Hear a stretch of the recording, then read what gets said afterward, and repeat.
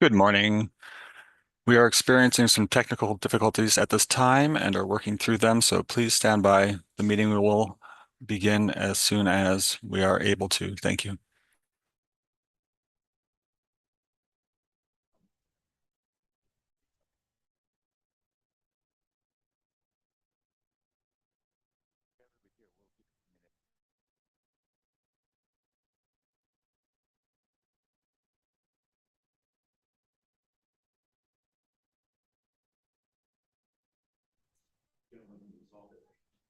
Good morning, this is Wyatt. I am testing audio from the laptop in the board chambers, hoping that people on Zoom can hear me currently.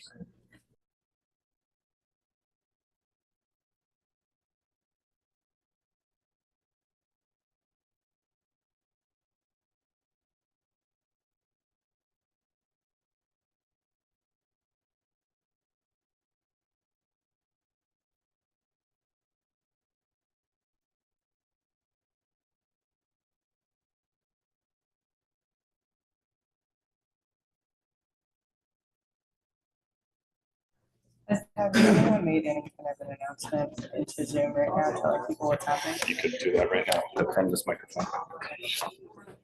Hello, for anyone joining us on Zoom, we're continuing to address ongoing technical difficulties. The meeting will start as soon as possible. Thank you for your patience. So we will go live. I mean, that's what we're presenting right now, yes, as soon as we.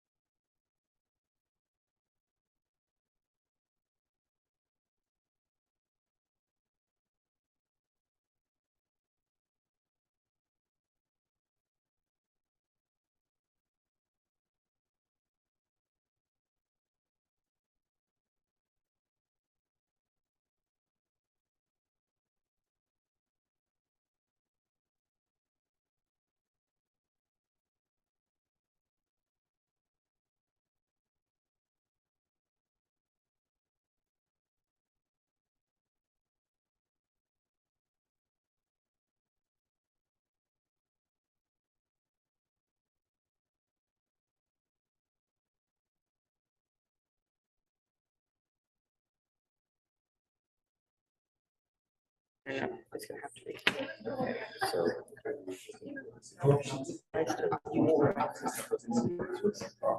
Yeah. Are you talking about on the TriCaster? Is that what you're curious?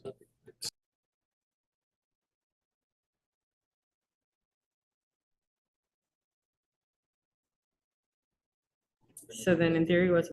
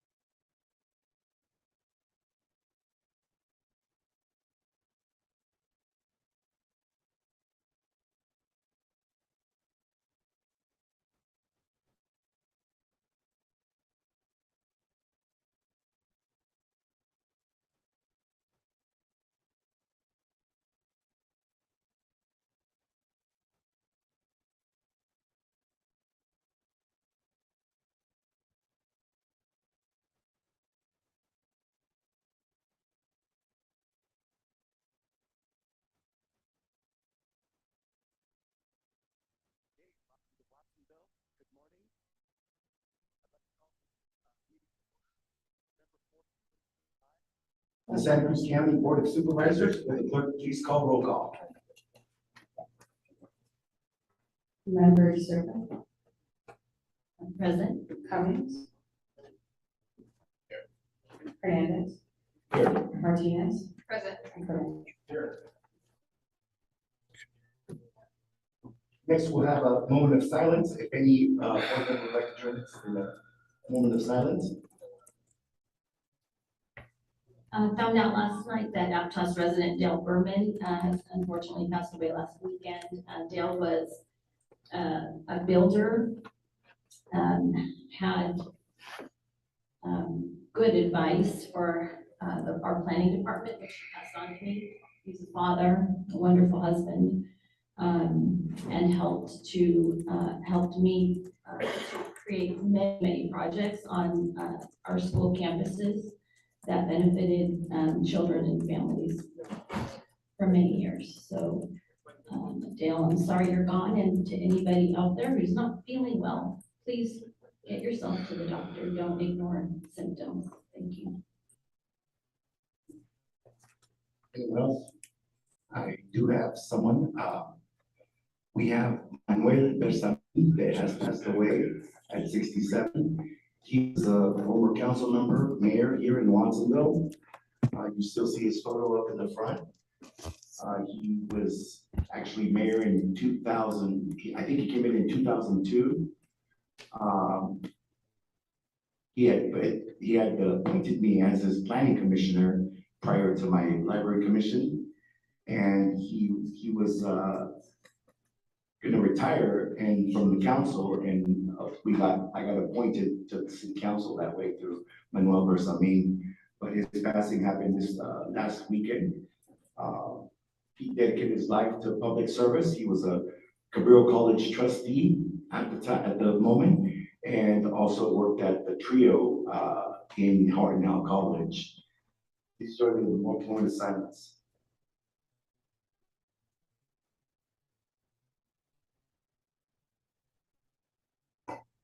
Please join me in the Pledge of Allegiance. I pledge allegiance to the flag of the United States of America and to the republic for which it stands, one nation, under God, indivisible, with liberty and justice for all.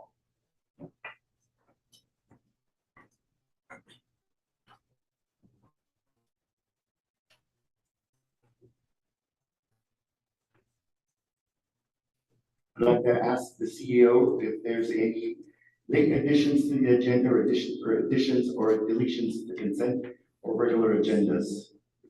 Yes, Chair. We have additional materials for agenda item 9 on the regular agenda. We have our revised staff report, which is packet page 30. It has been replaced with under the discussion in paragraph 6, bullet point 2 should read, the city of Watsonville will contribute $100,000 to be approved at the November 18th council meeting. And also under discussion, paragraph 7 should read, this results in total contributions of $1,050,000, leaving a gap of $250,000. Recording in progress. And that's all we have. Thank you. Thank you. So are we online now? Chair, we are continuing to attempt to address multiple issues with the technology, including audio and visual. We'll move on to item number 4, see if any board members would like to remove any items from consent to regular.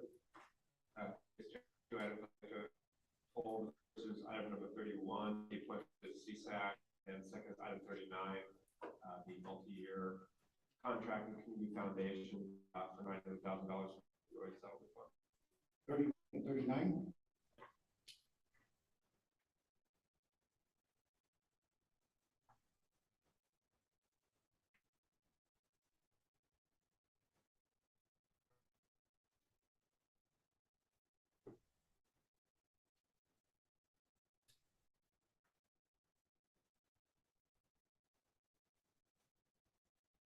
So 31 will now be 10.1.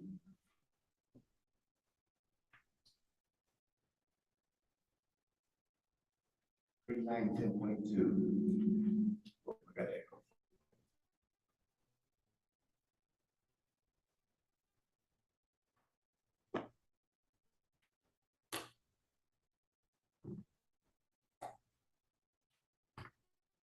Now we'll move on to public comment. This is wow. This is the opportunity for members of the public to speak to us about items that are not on the agenda. Items on the consent agenda, or if you'd like to speak to us regarding an item on the agenda, please know you will not be able to speak to it a second time when that item is heard. Speakers will be given 2 minutes. Please form a line and before you speak. Chair, if I may, I'm so sorry, before we begin public comment, we're continuing to address technical difficulties and are working to resolve those to be able to facilitate.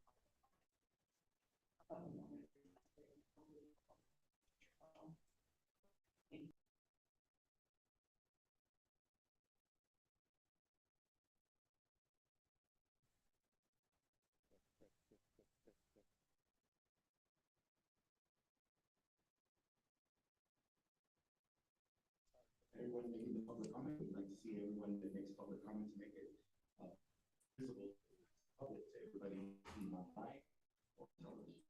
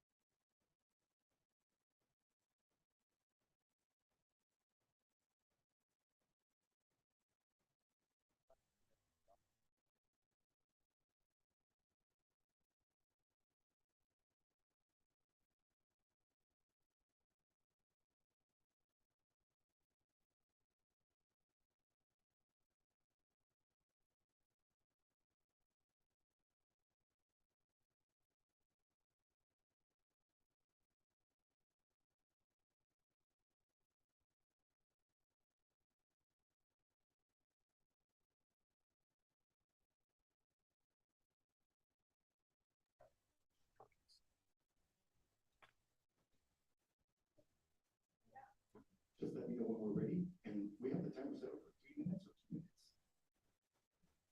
We're attempting to get the timer configured for 2 minutes. I'm gonna shut that one down. The one that just- Yes, please.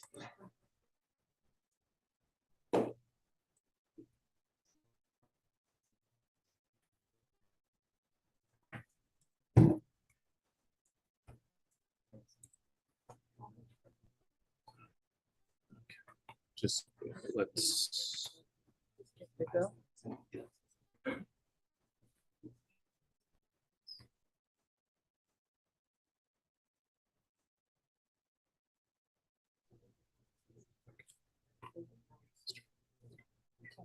Test, test, test.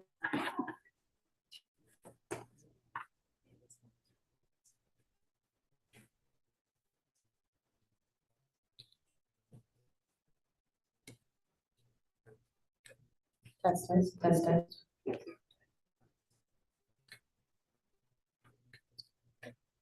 Chairman, we ready? We'll now move on to public comment. Sorry about the technical difficulties here.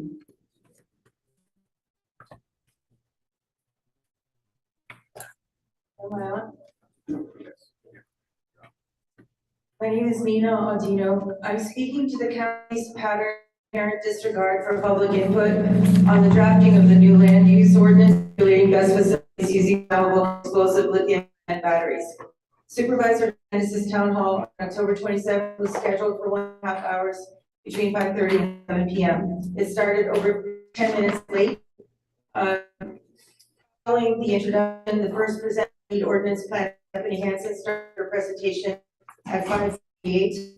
Window for public comment opened a few minutes after 7 p.m. after the planned end of the meeting.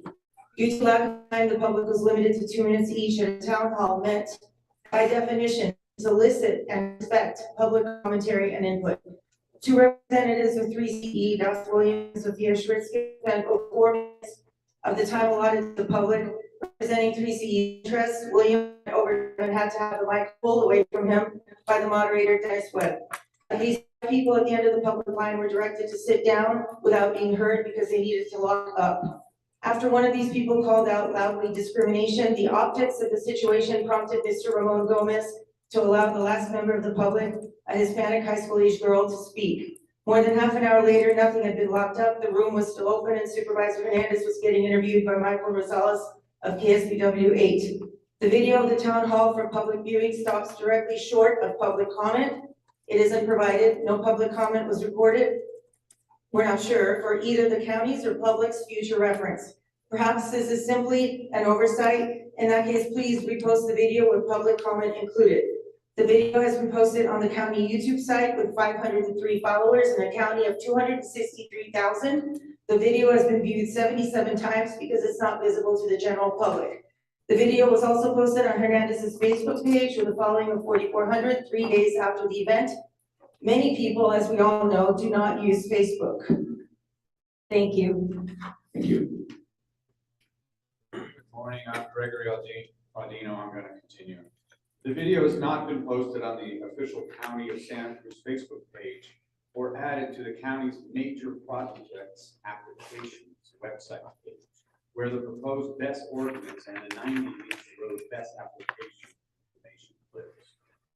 The town hall was noticed once in one newspaper only by the county on page 8 of the Paparonian on October 3rd, in a sentence statement. Then it was noticed on the official County of Santa Cruz Facebook page and Supervisor Hernandez vote for Hernandez Facebook page 10 days prior. Many people do not use Facebook.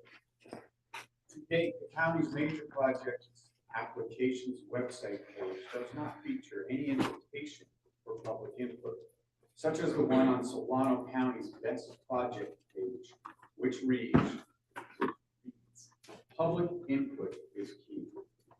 Email comments to energystorage@solanocounty.com. Elevator access was locked at 5:15 on the evening of the town hall. There was no signage at all explaining how to get up to the 4th floor of the building to the community room and not the city council chambers. As was advertised, and many members of the public arrived late after spending significant time trying to figure out access. Folks, we all live here locally, we're all locals. We all live in this. It's not a coincidence that Moss Landing burned at 3 p.m. That was at peak loading time, even in the middle of winter on a sunny day. Those batteries were full. And one cell, about the size of a Red Bull can, went and caused that. And they're still using those systems, and the batteries are closed for here. Thank you.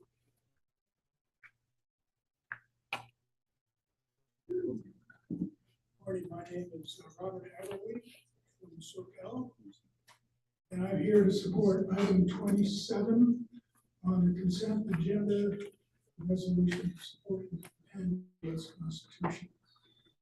I support this resolution because I believe it is time for local governments to take a public stand against the unlawful and unconstitutional actions of the federal government. I'm also very concerned about the consolidation of power, the vast power of the federal government, into the hands of a single individual. The transformation of ICE agents into thugs and the chilling deployment of armed military personnel into the streets of our cities. These actions are un-American and if left unchecked will lead to the collapse of our democracy, the creation of a police state, and the beginning of authoritarian rule. I realize that some may view this resolution through a partisan lens, but this is not about politics. It is about protecting our rights, defending the Constitution, and advocating for the bedrock principle of our democracy, the separation of powers.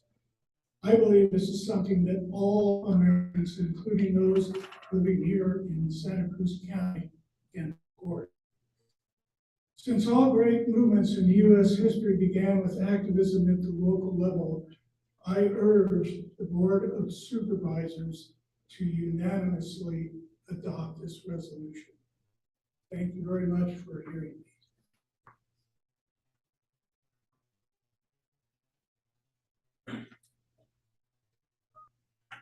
Hello, my name is Maria Marsilio, and I'm here to encourage the county to not put additional property taxes on the residents for mosquito and vector control. You're talking about affordable housing.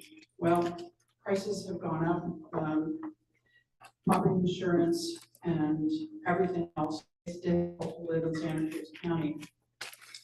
Would like to hang on to the house that I have as well as everyone else.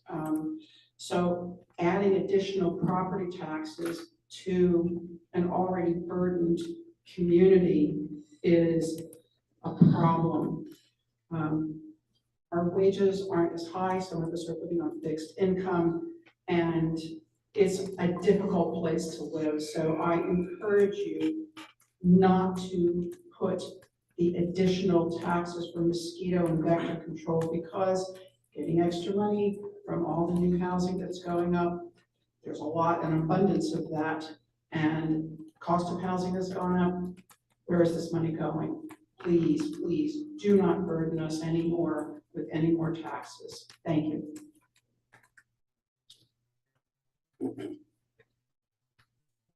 Good morning, my name is Becky Steinbrenner, and I want to support what was stated to you this morning by Nina and Greg Aquino. I wrote you basically the same thing immediately after the October 27th town hall meeting, a public meeting about the battery ordinance. We were told that this was not about the New Leaf project, and yet the New Leaf project developer, Max Christian, was given almost 20 minutes to talk uninterrupted about the project. It wasn't fair, and it should be stricken from the record as any semblance of a public meeting for the ordinance. I also wanted to end to you the draft County of Solano County best ordinance. They are voting on that today or reviewing it today. I'm going to leave this with you for the record, but I have forwarded it to many of you and in correspondence. There will be a public meeting convened by the public November 10th in Simpkins Center, 6:30 p.m. to 8 p.m. I urge you all to attend. The notable thing about the Solano County process is they involved a technical advisory group that the public here has been begging you to do for months, and you have not. Solano's group includes members of the public, hazmat, ag, many specialists that have helped them write this excellent 21-page document. In converse, ours is a 7-page document that talks about ag land. This is unacceptable. I want to now move to an excellent document. Well, let me go to your conversation about Measure Q and Freedom Lake. Thank you, Supervisor Koenig, for your comment. And I just want to also leave with the record what has been done there before and question the use of $700,000 of Measure Q. Lastly, I want to leave you an excellent document that will be coming to you from the Historic Resources Commission. I'll leave you with recommendations. Please reach out to your Historic Resource Commissioners. They're doing excellent work.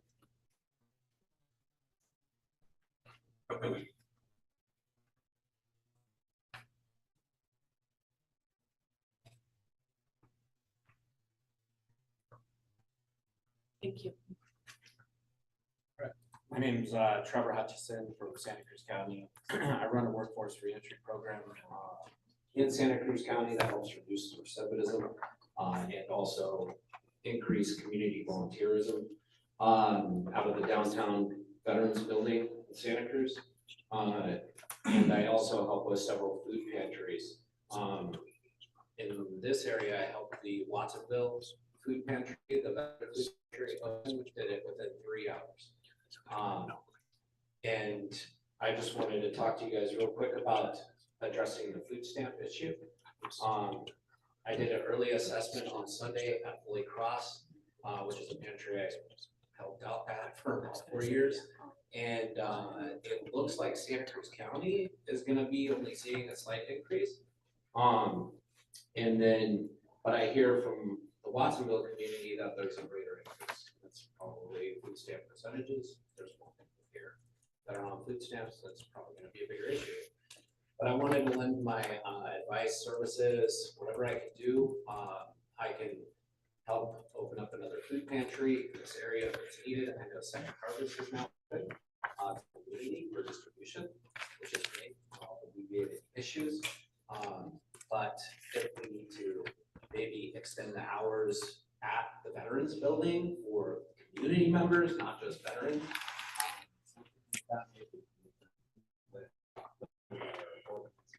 Building, I work with a lot of people in this council. Yeah, all with you and ready to help and have a lot of community support to be able to do it. Justice got my cell phone number, you know, get out there and play soccer. No, well, I can't. But thank you.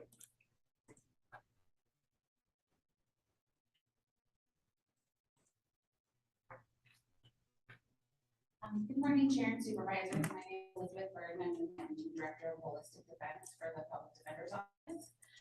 I'm here today to speak in support of line item 29 on the consent agenda, Jaime Longoria's appointment to the Latino Affairs Commission. Jaime joined our office in May of 2023 as an experienced felony attorney and has quickly become an invaluable member of our team. He brings not only exceptional legal skill, but also a deep personal commitment to equity, justice, and community service. As a first-generation Mexican American family to finish high school, Jaime embodies the values of perseverance and representation that this commission seeks to uplift. He holds a degree in criminal justice, law, and a Master of Laws in trial advocacy, and his career has been defined by service. First as a United States Marine and now as a local public defender. Before coming to Santa Cruz County, Jaime represented thousands of indigent clients in San Francisco, completing over 20 jury trials, and working extensively in collaborative courts such as Veterans Justice Court, Drug Court, and Community Justice Court. His experience navigating these systems gives him a unique understanding of the social and structural challenges facing many Latino community members here in Santa Cruz County. Jaime is also a disabled veteran and an active member of the Santa Cruz County Emergency Response Team, CERT. He is deeply rooted in his community as a father and neighbor and a public servant, and brings both lived experience and professional expertise to the table. Our office is confident that Jaime will serve this commission with integrity, compassion, and insight, and we strongly support this appointment. Thank you so much for your time.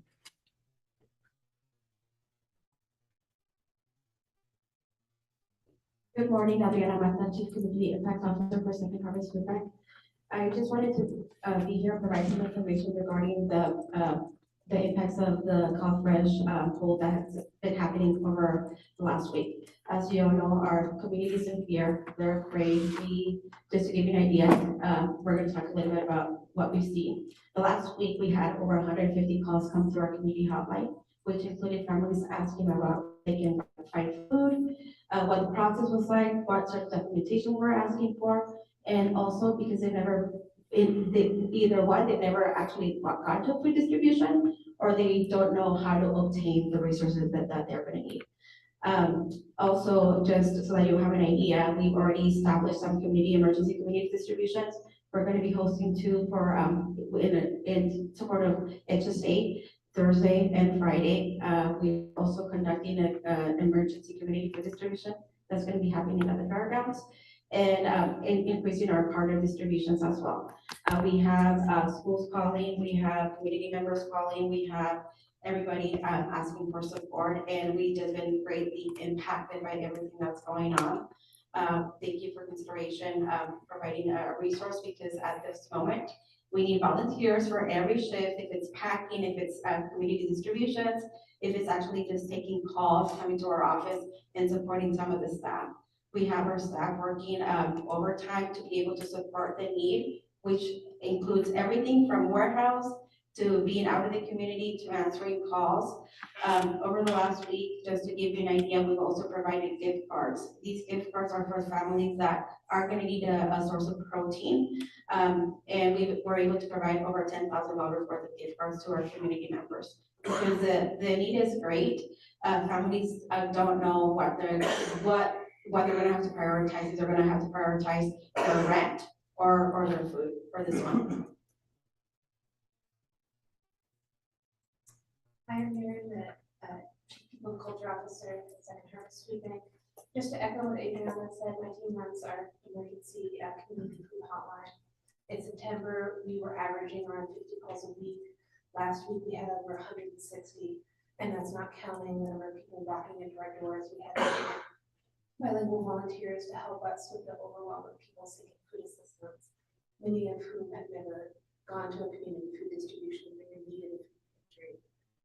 There's a lot of fear and anxiety in our community. So I just want to echo the thanks for centering this, that a lot of people are really struggling with it, they don't know where to turn.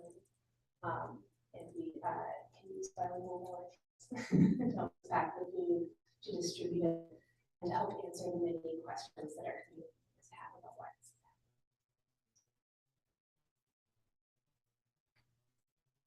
happening. Is there anyone online who'd like to address us? Yes, Chair.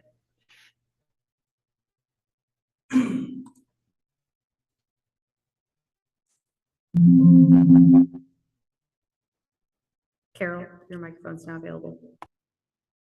Good morning. My name is Carol Bjorn. I'm here to ask that the county approve a BESS ordinance similar to the one being considered by the Solano County. I sent a copy of the Solano County BESS proposed ordinance to you on Tuesday, October 28, 2025 at 8:24 a.m. via email. Why is the county, New Leaf, and 3CE excluding and suppressing valid and legitimate public comments from not only publicly speaking about the BESS ordinance, but also excluding valid and legitimate public comments from the record? Chris Damhorst blatantly excluded public comment from the written report from the Commission on the Environment. He also failed to even mention the valid and legitimate public comments when he spoke for 20 minutes last week at the supposed town hall hosted by you, Felipe Hernandez.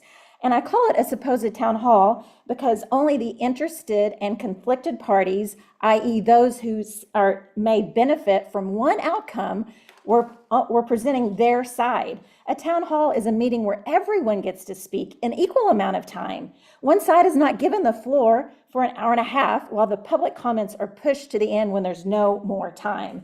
Another very similar blatant example of excluding valid and legitimate public comment occurred at the Watsonville City Council meeting on Tuesday, September 23rd, when Mayor Maria Orozco, who also works for you, Felipe, excluded public comment in response to New Leaf's presentation. Not only have these valid and legitimate comments been excluded, but you guys have not been publicly noticing the good people of Watsonville and the good people of this county. They're paying your salary and you're betraying them. You need to be mailing them notifications in English and Spanish of all these meetings. Did New Leaf properly notify everybody when they had their initial meeting, when they started their application process? I think not. And I also just want to ask, you guys need to start this whole process all over, properly notify everybody in the county of what's going on in both Spanish and English.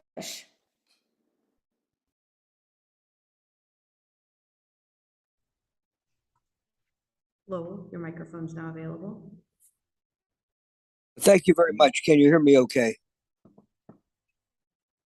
Yes. Thank you. Lowell Hurst here. You know, I am a resident of Watsonville, but I do live in the unique second district, supervisorial district. And so I want to, remind all the supervisors to pay attention to South County in whatever way you can. It's an important part of the community, and we have our own unique and special challenges that sometimes need some extra help. So I just wanted to commend the supervisors for their focus and their good work. And I want to thank staff, particularly Carlos Palacios, who's done a tremendous job with the county. And I want to wish Nicole the very best luck in the future. Got a long, bright history and a long, bright future ahead of us. So my message today, and I'm sorry I couldn't be there in person, my retirement is so nice that sometimes I just don't feel like leaving the house. But I'm still engaged with the civic affairs, and I want to see the best for all our community. I just say, please remember South County and their unique needs, and thank you for all your work. That's it for me. Thanks.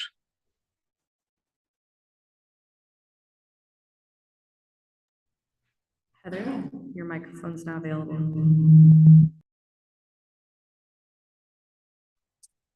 Hi, good morning. Thank you for taking my comment. While I support and appreciate item number 9, the declaration of the local emergency due to food insecurity from the federal government, I ask you to please consider the expansion of those recommendations, to please consider the nutritional needs that food banks often provide are really often carb heavy and difficult for diabetics. Cultural food needs for different communities, the fear of going to food banks because of National Guard/ICE involvement, thanks to our governor's proclamation of including them in our food bank distributions, mobility issues for people waiting in long lines, gas costs for people waiting in long lines, distribution sites often not having time frames for working people. I noticed 2 of the newer distributions are happening within this week. Both happen at times when most people are at work. I call on you to look at other opportunities for expanding that funding out, especially now that half of the funding has been committed to this month, at least. Knowing that it'll take a while to ramp up and get out there, I advise you to look at other solutions like partnering with local food bank or farmers markets that have SNAP flexibility because they are exempt from the various. Sorry, the little red screen just popped up and I lost my train of thought. But anyways, yes, I'm hoping that you can break that $500,000 down and reappropriate it to some things like Meals on Wheels, and gray bears and the farmers markets to make sure that there's a wider swath of community that is receiving the funding. Thank you so much.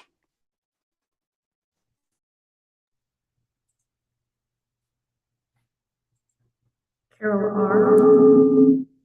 Your microphone is now available.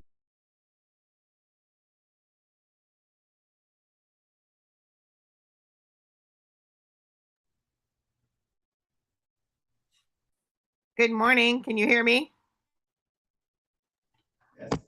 Yes.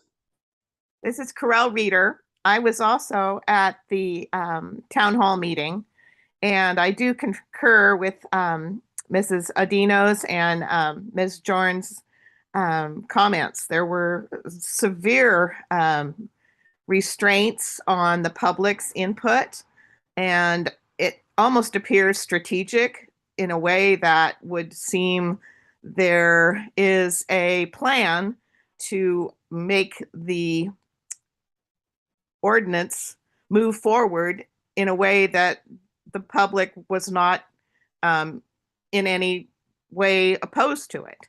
I think that needs to be corrected. I'm not sure how you go back and correct that kind of thing, except have additional town hall meetings. The one thing that stood out to me is that many of us presented the cards with our questions on them, and only very few of those were forwarded and addressed by the panel. And I'm sure there were many more good questions besides my 4 that weren't even brought up. And so it just seemed like there was a very weak exchange between the public and the panel, as well as a very poor plan for allowing the public to speak out, because the panelists seem to wind up in the line to be to be making the comments at the end. I don't know how you address this, but I think it needs to be forwarded and thought about and corrected. Thank you.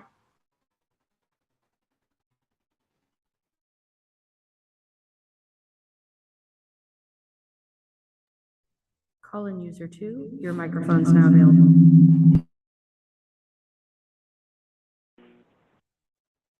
Marilyn Garrett. So at your next meeting, you have this item about the ordinance on battery storage. My question to you, are you planning a battery fire for our neighborhoods? Mandated fire and toxicity should you approve moving forward? And this is based on facts you've been provided on the hazards. I have before me a document titled Alarming Truths, the Hazards of Current Battery Energy Storage Systems. And here's just one section. Deadly forever chemicals in lithium-ion batteries. PFAS, internationally recognized dangerous toxins that are now prohibited and highly regulated worldwide, are released during manufacturing, use, and disposal of lithium-ion batteries. Source is from the dirty side of green energy, lithium-ion batteries as a source of PFAS in the environment, from Research Square, July 2023. An earlier speaker talked about authoritarian rule that we are experiencing from the White House and down. This is authoritarian rule by these corporations who are writing these so-called ordinances and forcing this toxicity of the public. And you are supposed to represent the public well-being. This should be stopped, like medical researchers urge. Stop the lithium-ion battery energy storage systems. Represent our well-being, not corporate best interest. Thank you.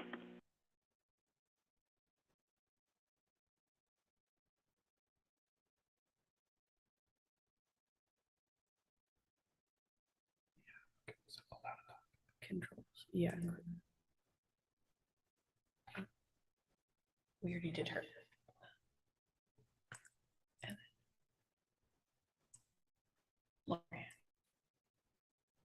Alex, your microphone available.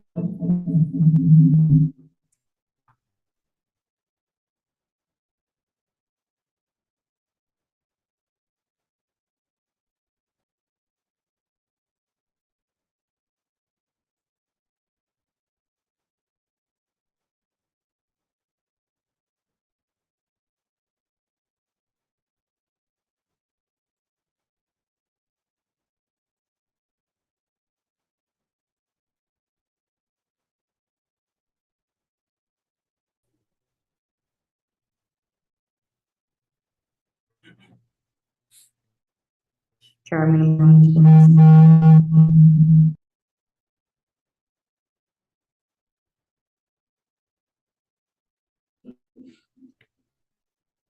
Calling user. Good morning.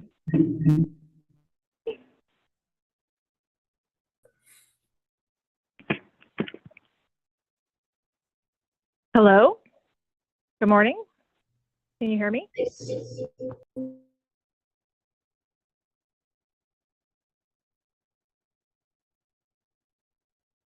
I'm not sure if you can hear me. My name is Susie O'Hara, and I serve as a Santa Cruz City Council member representing District 5. I appreciate the time to comment on item 39 during public comment, as I'm unable to join the meeting later this morning. I support Supervisor to delay item 39 so that the county and city can work collaboratively on a more strategic approach to using our opioid settlement funds. Supervisor Koenig and I are in the early stages of engaging on this issue together, and I appreciate the chance to share a few thoughts. Before serving on council, I was a program manager for the Bodley Community Partnership for Accountability, Connection, and Treatment, known as PACT, or the Downtown Accountability Program. PACT brought together the court, DA, public defenders, law enforcement, and behavioral health, and service providers to connect individuals struggling with addiction to real treatment options while maintaining accountability and public safety. It worked because it was coordinated and person-centered. PACT resulted in an 80% reduction of citations and arrests for our clients and transformed many lives across Santa Cruz County. Last month, Supervisor Koenig and I attended a regional meeting at San Jose City Hall hosted by Mayor Mahan and Stanford Professor Dr. Keith Humphreys, a former Obama White House policy advisor and one of the country's leading voices on addiction policy. Dr. Humphreys emphasized that our current fragmented system fails both those suffering from addiction and communities affected by its impacts. And the most promising solutions are PAC-like models that combine treatment, accountability, and sustained case management. With Prop 46 now reshaping how we handle repeat drug offenses, this is exactly the right time to pause and design a coordinated framework that invests our settlement funds in unrestricted treatment, access, and navigation support for people facing abuse, substance use, and justice. Respectfully urge you to support delaying this item so we can work together on relaunching a modern. No, thank you very much.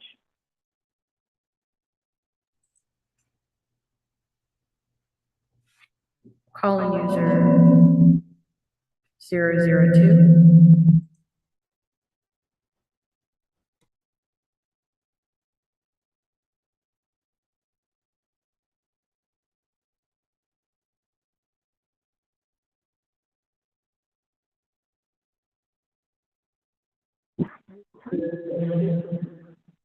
Yeah, hello. I'm not sure how well I can be heard. This is James Ewing Whitman. The computer stuff leaves something to be desired. But I still don't know if I can be heard. Can I be heard? I'm not so sure. My time hasn't started yet. Okay, I can hear it on the Facebook. So here we have an election going on today. I hope everybody has read the beguiling different things on the events and what's supposed to be passed. I don't know how much time I have left. It says 1:45. A woman named Jo Hyman wrote a book in 1977 called The Metrocrats. Regionalism and non-law governments are destroying the United States. A couple weeks ago in Santa Cruz, we had a second No Kings. Isn't that why 1776 we removed ourselves from our connection with Britain, supposedly? So on the back page of the book, Metrocrats, about the author.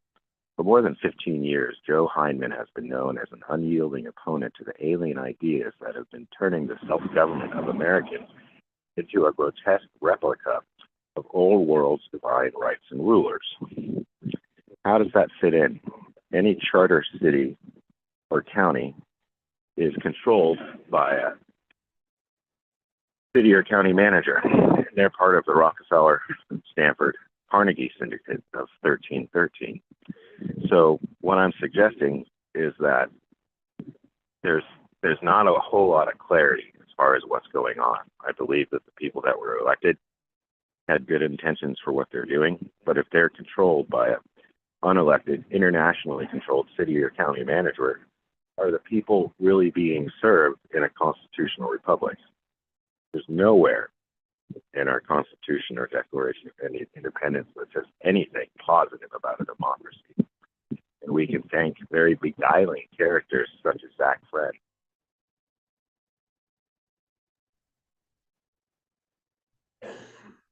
Alex, your microphone is now available.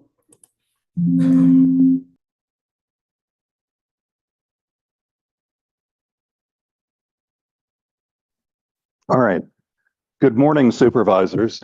My name is Alex Miller, a resident of Aptos. This spring and summer, Newleaf Energy Project Manager Max Christensen described our need for battery electric storage using what CAISO calls the duck curve, a 4-hour period where people come home and, prepare dinner and things like that, but the sun isn't shining, and so the batteries need to supplement what's available in the grid. But California expects rapid EV adoption. And in fact, they expect the electric demand from EVs to double our need by 2045. And this creates a different type of a curve, a camelback curve, in which we have a peak in the early evening and a later peak when people plug in their EVs to charge. The 4-hour duration of lithium batteries cannot meet this new demand. We need long duration energy storage. For example, the vanadium flow batteries. Unfortunately, our county workshops and BESS have been a single vendor show. I urge the county to solicit and amend the BESS ordinance to include vendors who will use non-flammable long duration battery technology. Thank you.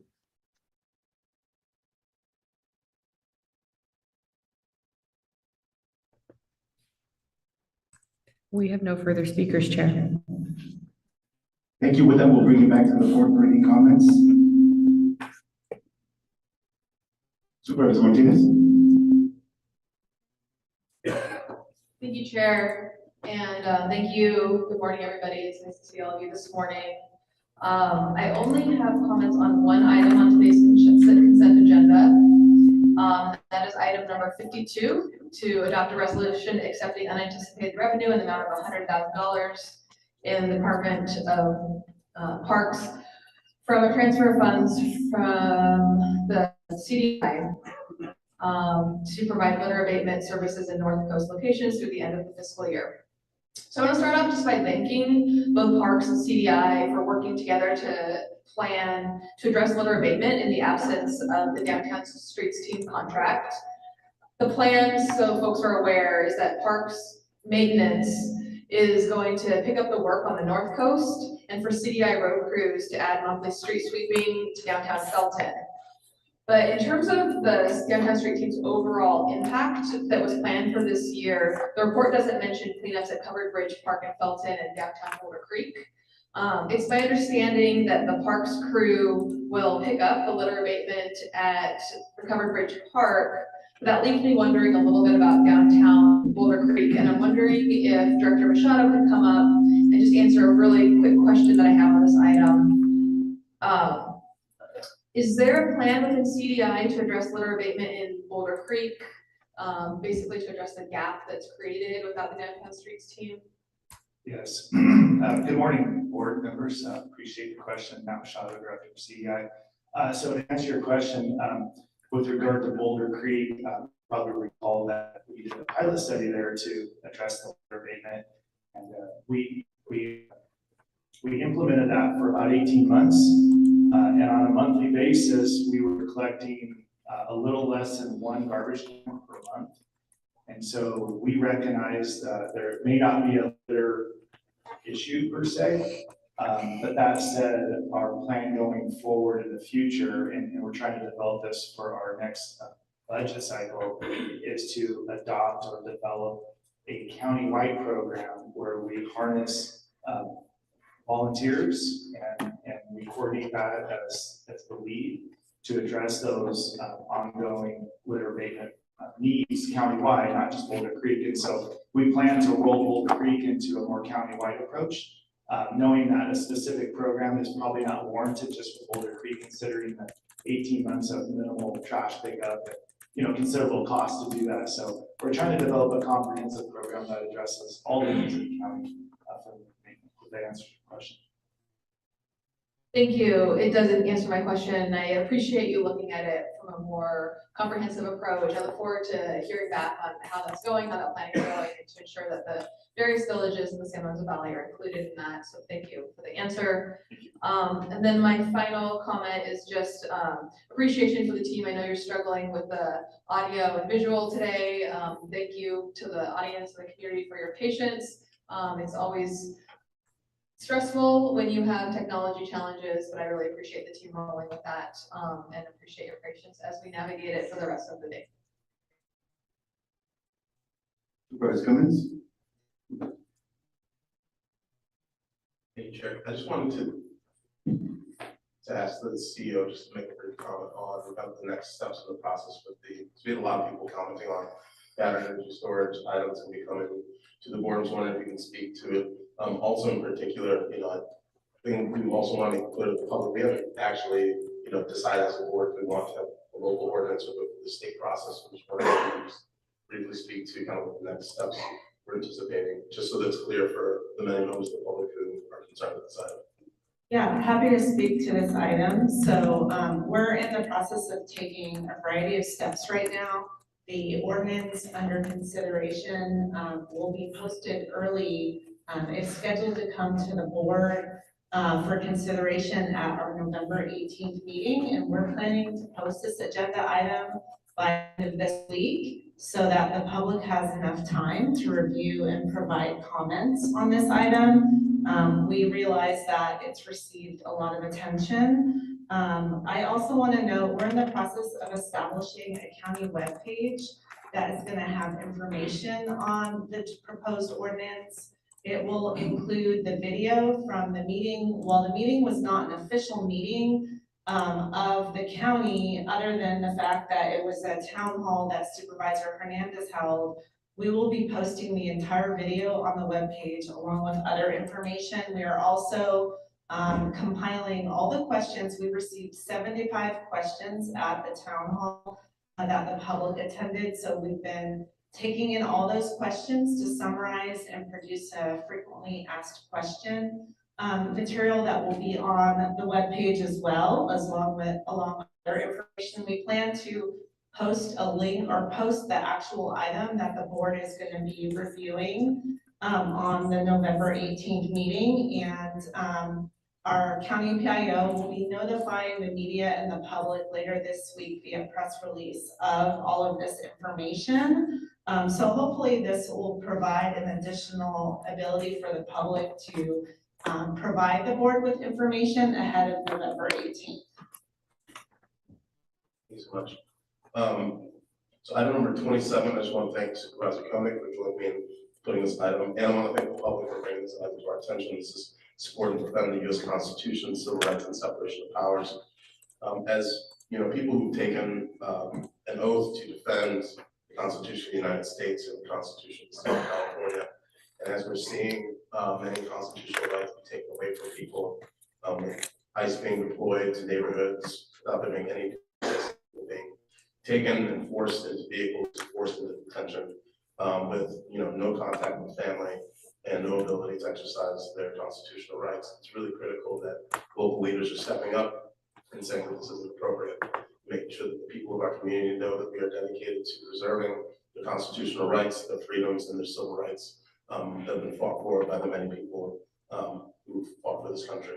And so I really think it's critical at this point in time that we're taking this stance, and I hope that other jurisdictions will join us in taking this stance to push back against the federal efforts to undermine the Constitution of the United States and the Constitution of all our states across the United States. So, thank you for your support on that. And then item number 52, litter abatement. I want to thank Community Development and Infrastructure and Parks Department again for being able to come up with a creative solution to this issue that was really caught us by surprise, as we've been caught by many of these other surprises that unfold every single day. But losing the Downtown Streets team and all their amazing efforts and work that they do to keep our North Coast beaches clean was very concerning to our office and to many of the people who live in those communities. I'm glad to see that we have a temporary fix and can look forward to continuing to work with you all on how we can have a more permanent fix moving forward.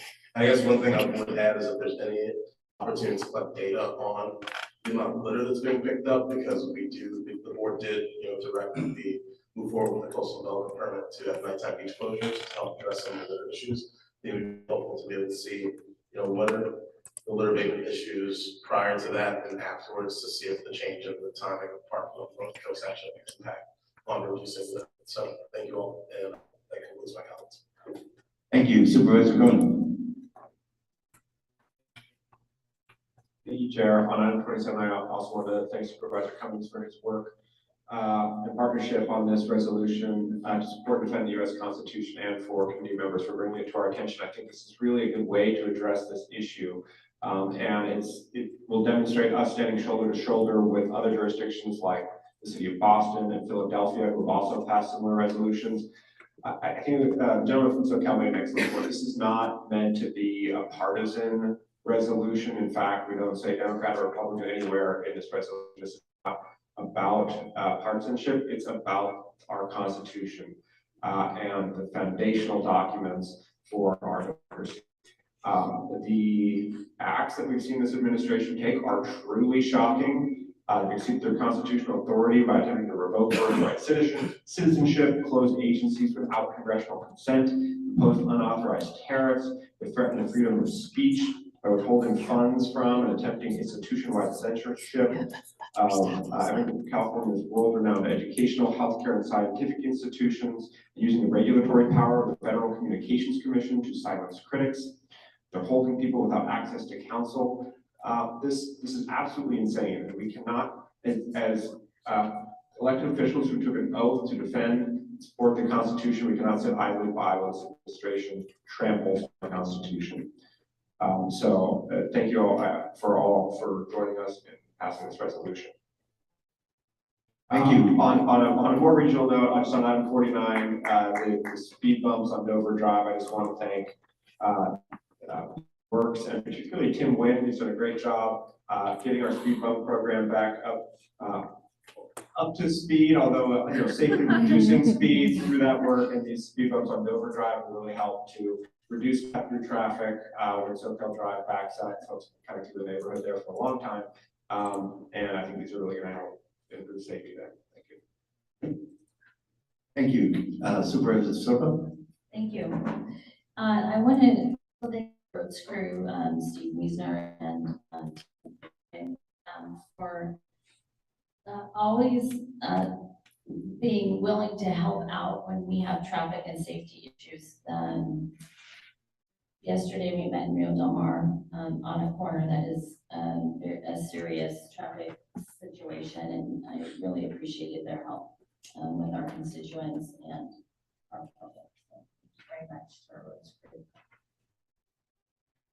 Under consent item 34, thank you the scheduling, or not scheduling board meetings on Yom Kippur. This year, there was a board meeting that day, and not, I don't think for this agency, but for another, and I missed being able to go to the temple, so I really appreciate the attention to that detail.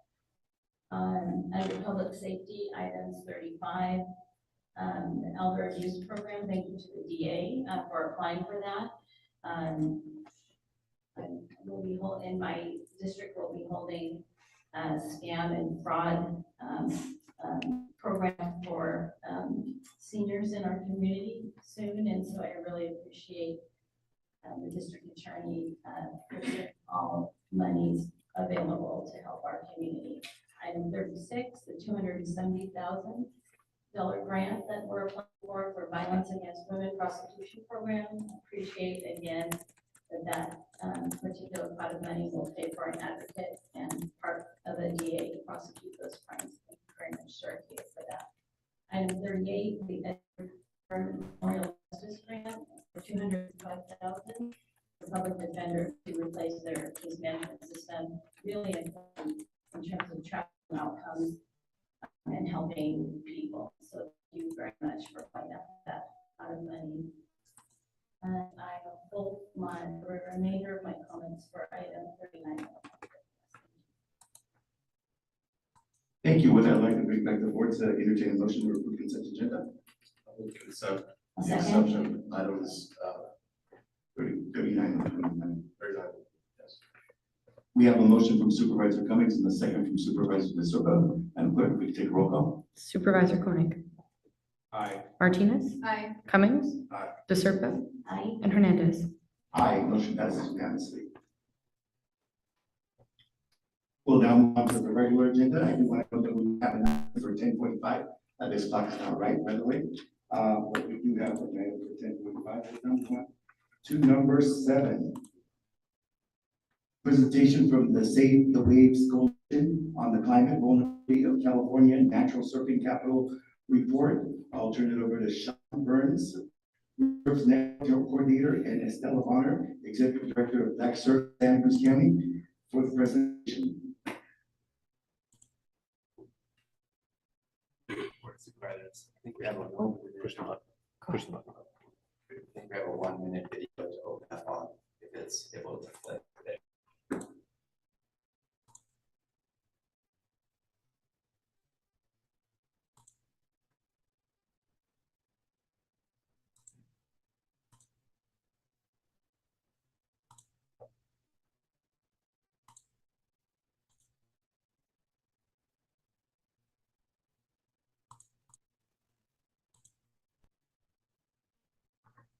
The Waves and our local partners just launched a first-of-its-kind study supported by the Ocean Protection Council to paint a really detailed picture of the surf economy in Santa Cruz.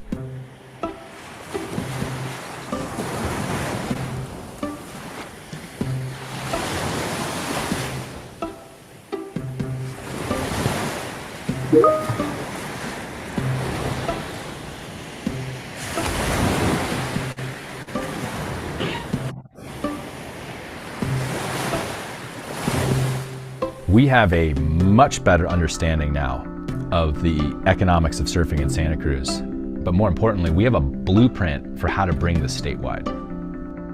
Surf ecosystems need to be embedded in the policy process. And if they don't have status, if they're not recognized, we are losing out on the natural capital that we have.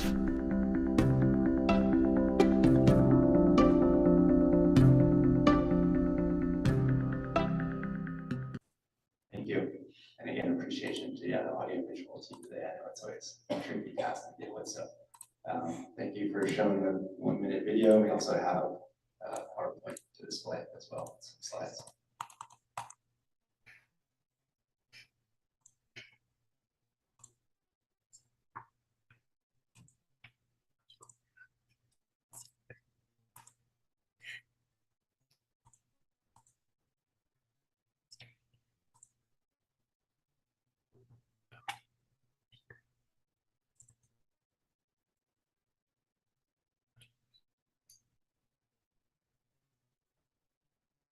start getting into it a little bit, but yeah, just I guess I rely a little bit on the slides to remember exactly what I'm going to say, but I can't start. Oh, here we go. Sorry.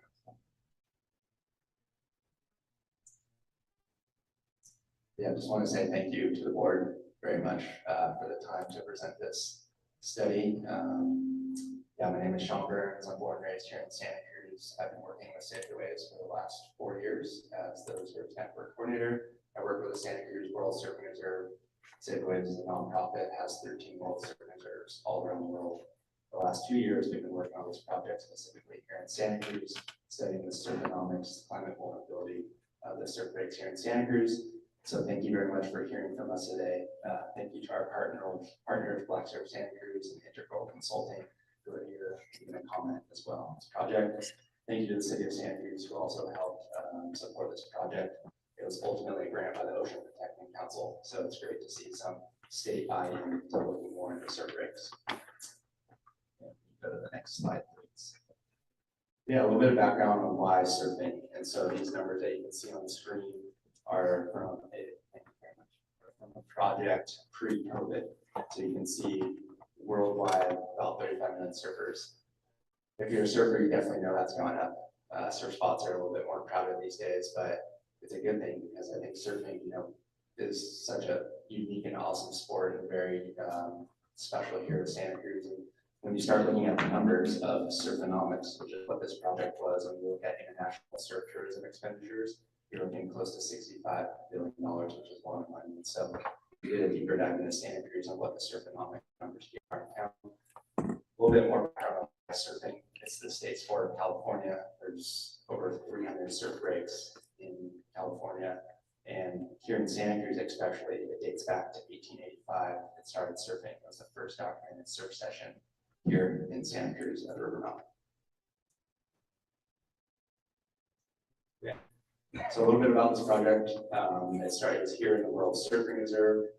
You can see from this map, we designated 3 areas. So the west side, Midtown, and east side, there's 31 surf breaks that we assessed.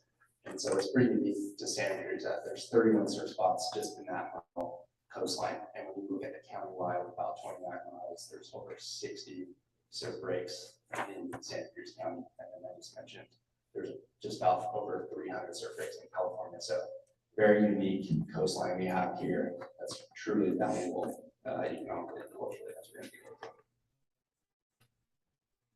So a little bit of the project overviews. One, we want to quantify the Santa Cruz surf economy, as you saw in the video, 194.7 million brought in economics just through surfing in Santa Cruz. We want to assess the vulnerability, so looking at the surfability at times that we're going to get into a little bit here with sea level rise and how the surfability is actually diminishing. Also want to better understand, the economic barriers of surfing and make sure we're hearing from the entire surf community here in Santa Cruz. And then the reason I'm here today is we want to help guide, coastal policy and speak to you all about putting this in and prioritizing surf breaks in the coastal planning. So a little bit on the Santa Cruz surfing economy. As you saw in the video, 783,000 surf visits to Santa Cruz per year. So there's a lot of people coming here for surfing, but also coming here just for beaches and coastline and the ocean. We have a very unique ocean here. It's a thriving ecosystem that's very healthy. I'm sure you've all gotten in the water and just felt how rewarding and refreshing it can be. We're very lucky to have a thriving ocean here, but as well as world-class waves. And so then, yeah, you look at the surf trips by visitors, 44.5 million annually, and then 150.2 million each year. Kind of broader region around surf lessons and people spending on surf gear in Santa Cruz. $194.7 million per year just off surfing in Santa Cruz, showing the economic value that we have here with our surf breaks. The bottom right corner, we'll get into what potentially, has surfability with sea level rise and erosion and how surf rates are changing going into the future, potentially what we're losing out on surfing. And so, yeah, the present day surfability is one of my favorite aspects of this project. It really kind of grounded us in authenticity, and we've worked with local surf condition experts. So people that have been surfing these surf breaks for 30 plus years, people Frosty, and Chasing Mavericks. He kind of gave us his input on what the ideal tide was, and so we're able to come up with that surfability for the most ideal tide for each one of these surf breaks. They're all so unique. People like Peter Mill, Tyler Fox, Sean Dollar, all gave their input on the ideal tides and come up with that surfability. And I'm going to pass it to Ella, who's also talk about the important work. Thank you. So as a part of this project, Black Surf Santa Cruz hosted a series of focus groups to better understand the socioeconomic barriers to surfing that we see with our constituents. And some of the variables we were looking to learn a little bit more about are some of the barriers, including social exclusion, feelings of psychological safety and belonging. So who does and doesn't feel like they feel safe or like they belong out in the ocean. Economic barriers, physical accessibility issues, as well as community representation or lack thereof. And so some of the barriers that came out of the focus groups, we hosted 2 sessions with just over 10 participants, included feelings of social exclusion. So that includes localism, territorialism, and profiling in the water that reduces participation. Economic barriers, so high costs limit access for Black and BIPOC communities or historically excluded groups. That can include cost of living in Santa Cruz, cost to rent gear, cost to maintain gear, transportation costs, and the like. Physical accessibility, so limited transportation, bus routes to the beach, parking, paid or free, wheelchair access. We've seen some of those MOBA mats be implemented, shout out County Parks over there, as well as representation. So we see that in permitting, who is and who isn't able to teach surf lessons, other various aquatic programming limits to representation as well. And that contributes to who, again, feels like they belong in these spaces. Some of the environmental justice and equality and policy pieces. So we asked focus group participants to talk a little bit more about what would help increase their participation to surfing. And one of the biggest through-line themes continues to be feelings of cultural and psychological safety. So barriers continue to persist without trauma-informed programs or visible representation in the lineup. High cost and limited affordability, reinforced exclusion in the sport of surfing, and transportation. So lack of transit solutions continue to contribute to restricted equitable ocean access over time. And I will pass it to Dave.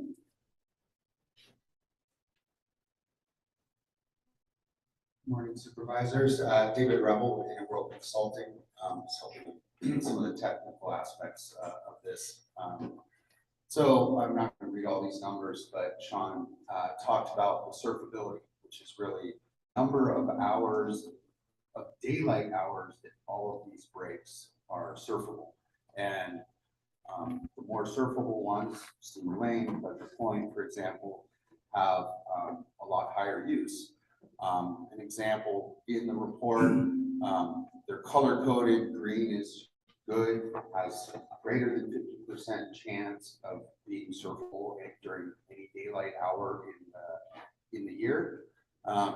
And we did this for every break. And there's some today that are only surfable for a few, less than 10% of the time. Most of the Santa Cruz County coast, especially in urbanized areas, is armored or lift-backed. As high tides interact with the coastal structures, it reduces the quality of surf and often cancels it out, sending waves bouncing back and disrupting the quality of surf and thus the surfability. So we looked at adding sea level rise, 1 foot, 2 foot, by 3 feet. By 4 feet, most of the breaks are gone. By 3 feet, only the ones around the lane and Pleasure Point are surfable at any real amount. And so we started to ask, that's what happens if we do nothing. But we're creative people. We're going to try especially when we start realizing that when we go from almost $200 million a year to the county, to the surf, from the surf economy to zero when all the brakes are gone. If we keep armoring our coast, not letting, not moving out of the harm's way when it's appropriate, then we started to look at 4 different adaptation strategies. Continuing to armor and push more rocks out, expand our revetments. What if we replace those with vertical seawalls and buy back a lot of the coastline that's been buried under rocks, 2-to-1 slope on a 40-foot slope, take up 80 feet. If we move to a 5-foot footprint, we have 75 feet of beach back. That buys time to enhance surfing. What if we were to look at implementing or altering sand management programs, which would widen those beaches, reduce the influence of coastal armoring on our surf breaks? That also buys time and adds more money annually for a longer period of time to the Santa Cruz economy. And then we looked at managed retreat. Managed retreat has a bad name. I think about it as getting out of the way gracefully. You can't, it's not an evacuation, but over time, the ocean's going to win. We either work with that or we suffer. And so we looked at those 4 strategies over time. And this is one example from 26th Avenue. And these squiggly lines, basically the blue line is historic. Anything above that blue line, there is a laser pointer, there's not a pointer. Okay. Anything that's above that blue line is generating more revenue for longer periods of time. So the blue line is the second from the bottom. The red line is sand management. That will buy more time for as long as there's surf breaks. If we were to replace that rock revetment that is at a 2-to-1 slope at 40 feet and reclaim 75 feet of beach, we increase the surfability up to about 1.5 feet of sea level rise. So we were actually potentially gaining more economic revenue and increase capacity, reducing some of the barriers to inclusion. If we look at managed retreat, we actually can increase and maintain our surf breaks almost an extra foot of sea level rise. Again, that's 3 feet. That's maybe end of the century, 28. We have time to plan this and implement this, but there are opportunities in policy and the findings from this. The findings from this really provide a good economic basis for integrating surf breaks into coastal management decision. And that, I'm going to turn it back over to Sean to talk about some of the recommendations. Thank you, Dave. Yeah, some shocking numbers there going into sea level rise, but working with adaptation, there's so much in this project. It truly was a groundbreaking study. Looking into the surf breaks here in Santa Cruz, I encourage you to look at the full report online at savethewaves.org. Let's see. So yeah, you heard from Dave, heard from Bella, heard from myself. We took pretty much all voices of the surf community into this study. And so we're here today to tell you that, surfing needs to be taken into priority and working more today on the offense instead of just on the defense. If we don't look into this stuff, it's real world problems that are changing surf breaks right here. I think you've all seen the video of Steamer Lane and the truck-sized boulder falling into the wave. I surf there every day, and that wave is changing. After each winter, there's erosion, sea cliff, Capitola Wharf, Santa Cruz Wharf. There's a lot of erosion happening today. And as you can see with the vulnerability assessment going into the future of sea level rise, this is serious stuff that needs to be prioritized. So a little bit of recap on this project. Surfability, the sea level rise is changing here in Santa Cruz. We could lose out on the economic revenue through surfing. So we need to look at protection and adaptation towards surf breaks. 194.7 million annually on current conditions right now is bringing the city of Santa Cruz. Our goal with this project is to also use use Santa Cruz as a model, we've created this awesome methodology with our partners to bring this statewide. And that's hopefully what we can do. Go to places like Surf City, USA, and other places. I put that in parentheses, but Santa Cruz is a real surf city, but Huntington Beach, you know, they call Surf City, USA. But we want to see what else is, you know, what this project can bring to other coastal communities in California. So here today in front of you all to hopefully, you know, you can understand the feeling and the value of that surfing brings. You know, surfing is, you know, it's a lifestyle, and here in Santa Cruz, we're so fortunate to have world-class waves, but also thriving system at ocean beaches.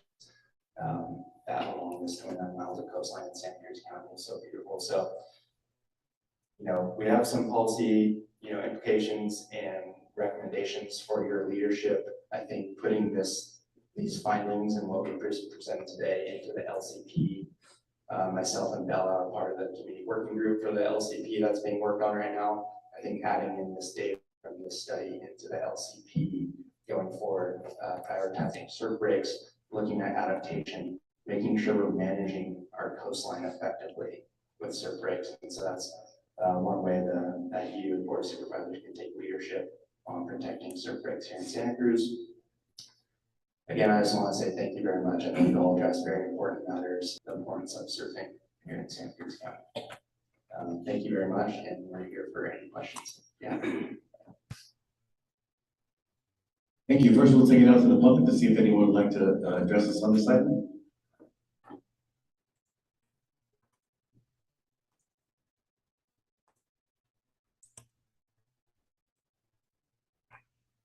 Thank you for the presentation, Becky Steinbrenner. I saw your presentation also to the Santa Cruz City Council. It's excellent. Thank you. I want to just mention, well, what would Bill Gates say? Wherein he has recently said poverty poses a much greater threat to our world than does climate change. Think about that, and think about it. Their kids have never. Amazing. I would like to ask you to perhaps call up county parks staff and find out what programs they do offer for free or reduced rates for kids in Watsonville and around the county to be able to go to the beach, to be able to surf, to be able to just be in the ocean water. It is amazing that many have never been there. I also want to say that we have to protect our water quality for our surfing population, for our beach goers. And to that end, the city of Santa Cruz wastewater effluent pipe has leaks. And this is a documented fact known by the city, brought to the attention of the Central Coast Regional Water Quality Control Board. This effluent pipe does leak near shore. And it happened because of severe storms. So the city is not willing to do anything about it because of cost, but we must keep an eye on that. I also want to say that the Clearwater SoCal project will be dumping millions of gallons every day of concentrated brine effluent from their wastewater treatment of the Clearwater SoCal through this pipe as well, with no studies about the impacts on the marine or the health of people nearby. I want to give a shout out to Operation Surf for veterans who do surfing and Day at the Beach for disadvantaged kids. Thank you. Anyone online? Yes, Chair.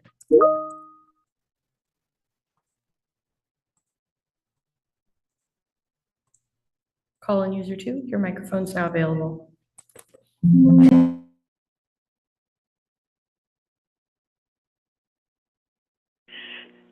It sounded like an excellent presentation of the dire situation of our oceans, but I could only hear part of it because the sound quality of the meeting today is extremely poor. I did hear you refer to strategies we could be taking, And I'd like to add on to that. What are some of the causes of the climate catastrophes besides the pollution being done by chemical agriculture with lots of pesticides? In fact, I'm diverting here. I saw a film recently called Out of Plain Sight about DDT, and I recall in 1969 there were traces of DDT in every bucketful of ocean water way back then. I learned from the film that DDT was the first forever chemical, and now there's electropollution from cell towers under the ocean, the geoengineering. I think an important strategy is to try to stop this geoengineering, and I refer you to geoengineeringwatch.org. Global climate modification programs are threatening all life on Earth, including contributing to extreme drought, flooding, and storms. Global geoengineering has completely disrupted the planetary.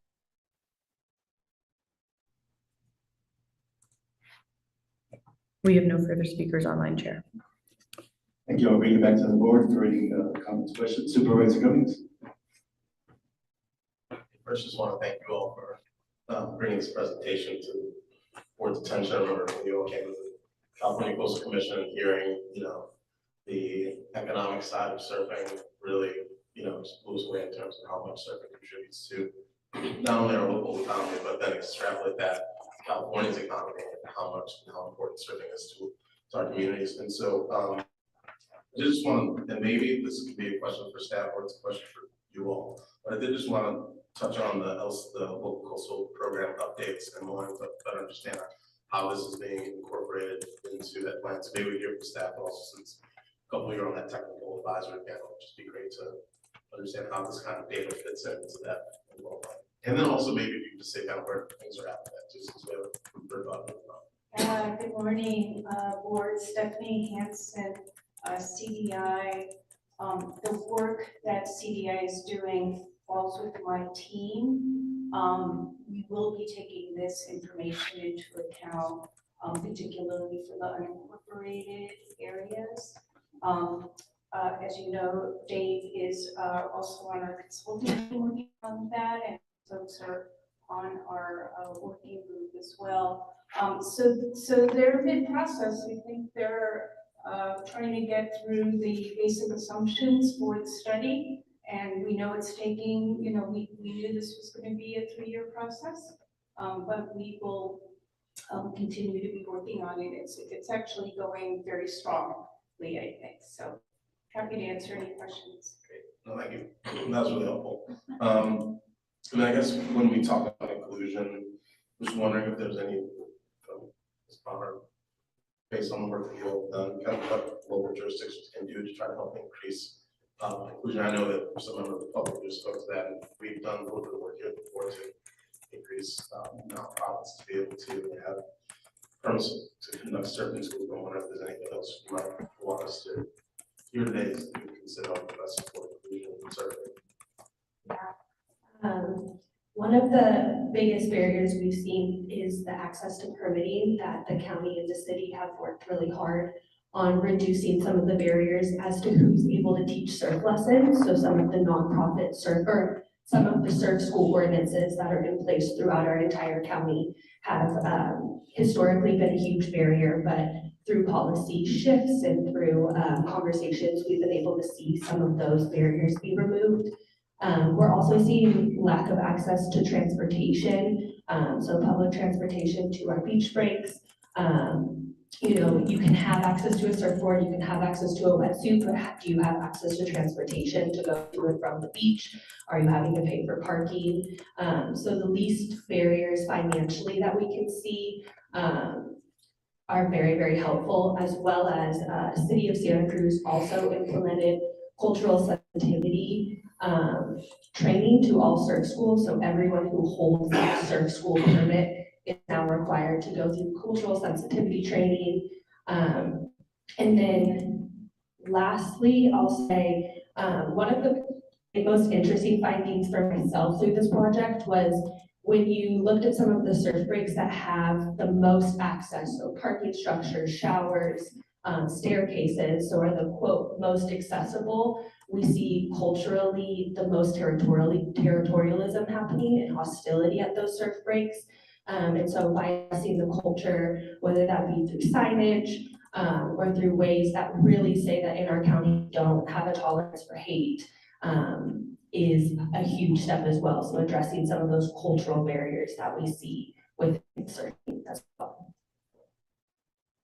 Thanks. I just have one more question too. The comment I would like to make is just that, you know, through what you're saying right now, it seems like even maybe bringing this to the attention of the Metro Board, and we have 2 Metro Board members here, but, you know, getting surfboards on the buses seems like it can be a challenge, and the fact that we've outfitted buses with bike racks, you know, is there an opportunity to outfit buses with surf racks, and then are there routes that will actually take people from these disadvantaged areas and drop them closer to surf breaks so that alleviates that barrier, maybe a way of helping to address some of these access issues as well. So we'll take that into account. And then my last question, you know, this is really kind of a unique study that's been done now, and with all the threats to that we're hearing now to oil and gas exploration and seabed mining, I'm just wondering if there's opportunities to expand this kind of study to look at the economic value, for example, of national marine sanctuaries and how that kind of construction can have impacts on local jurisdictions.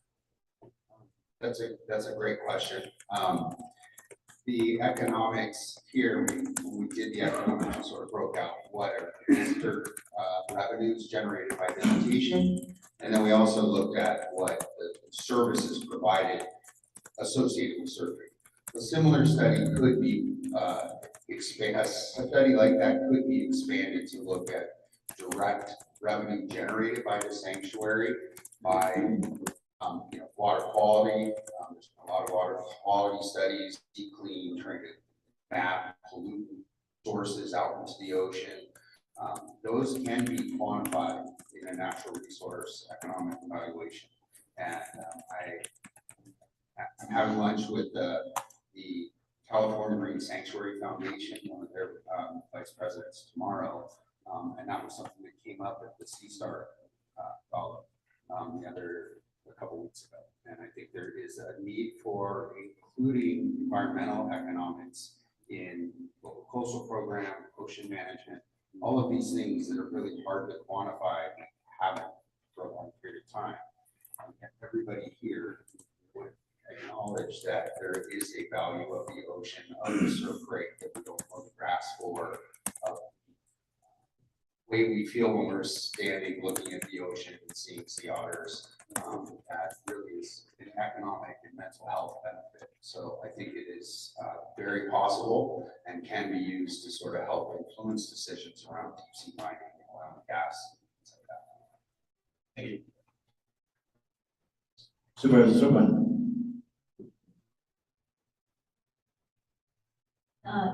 I'm sorry I left because I was having a little need for a drink of water.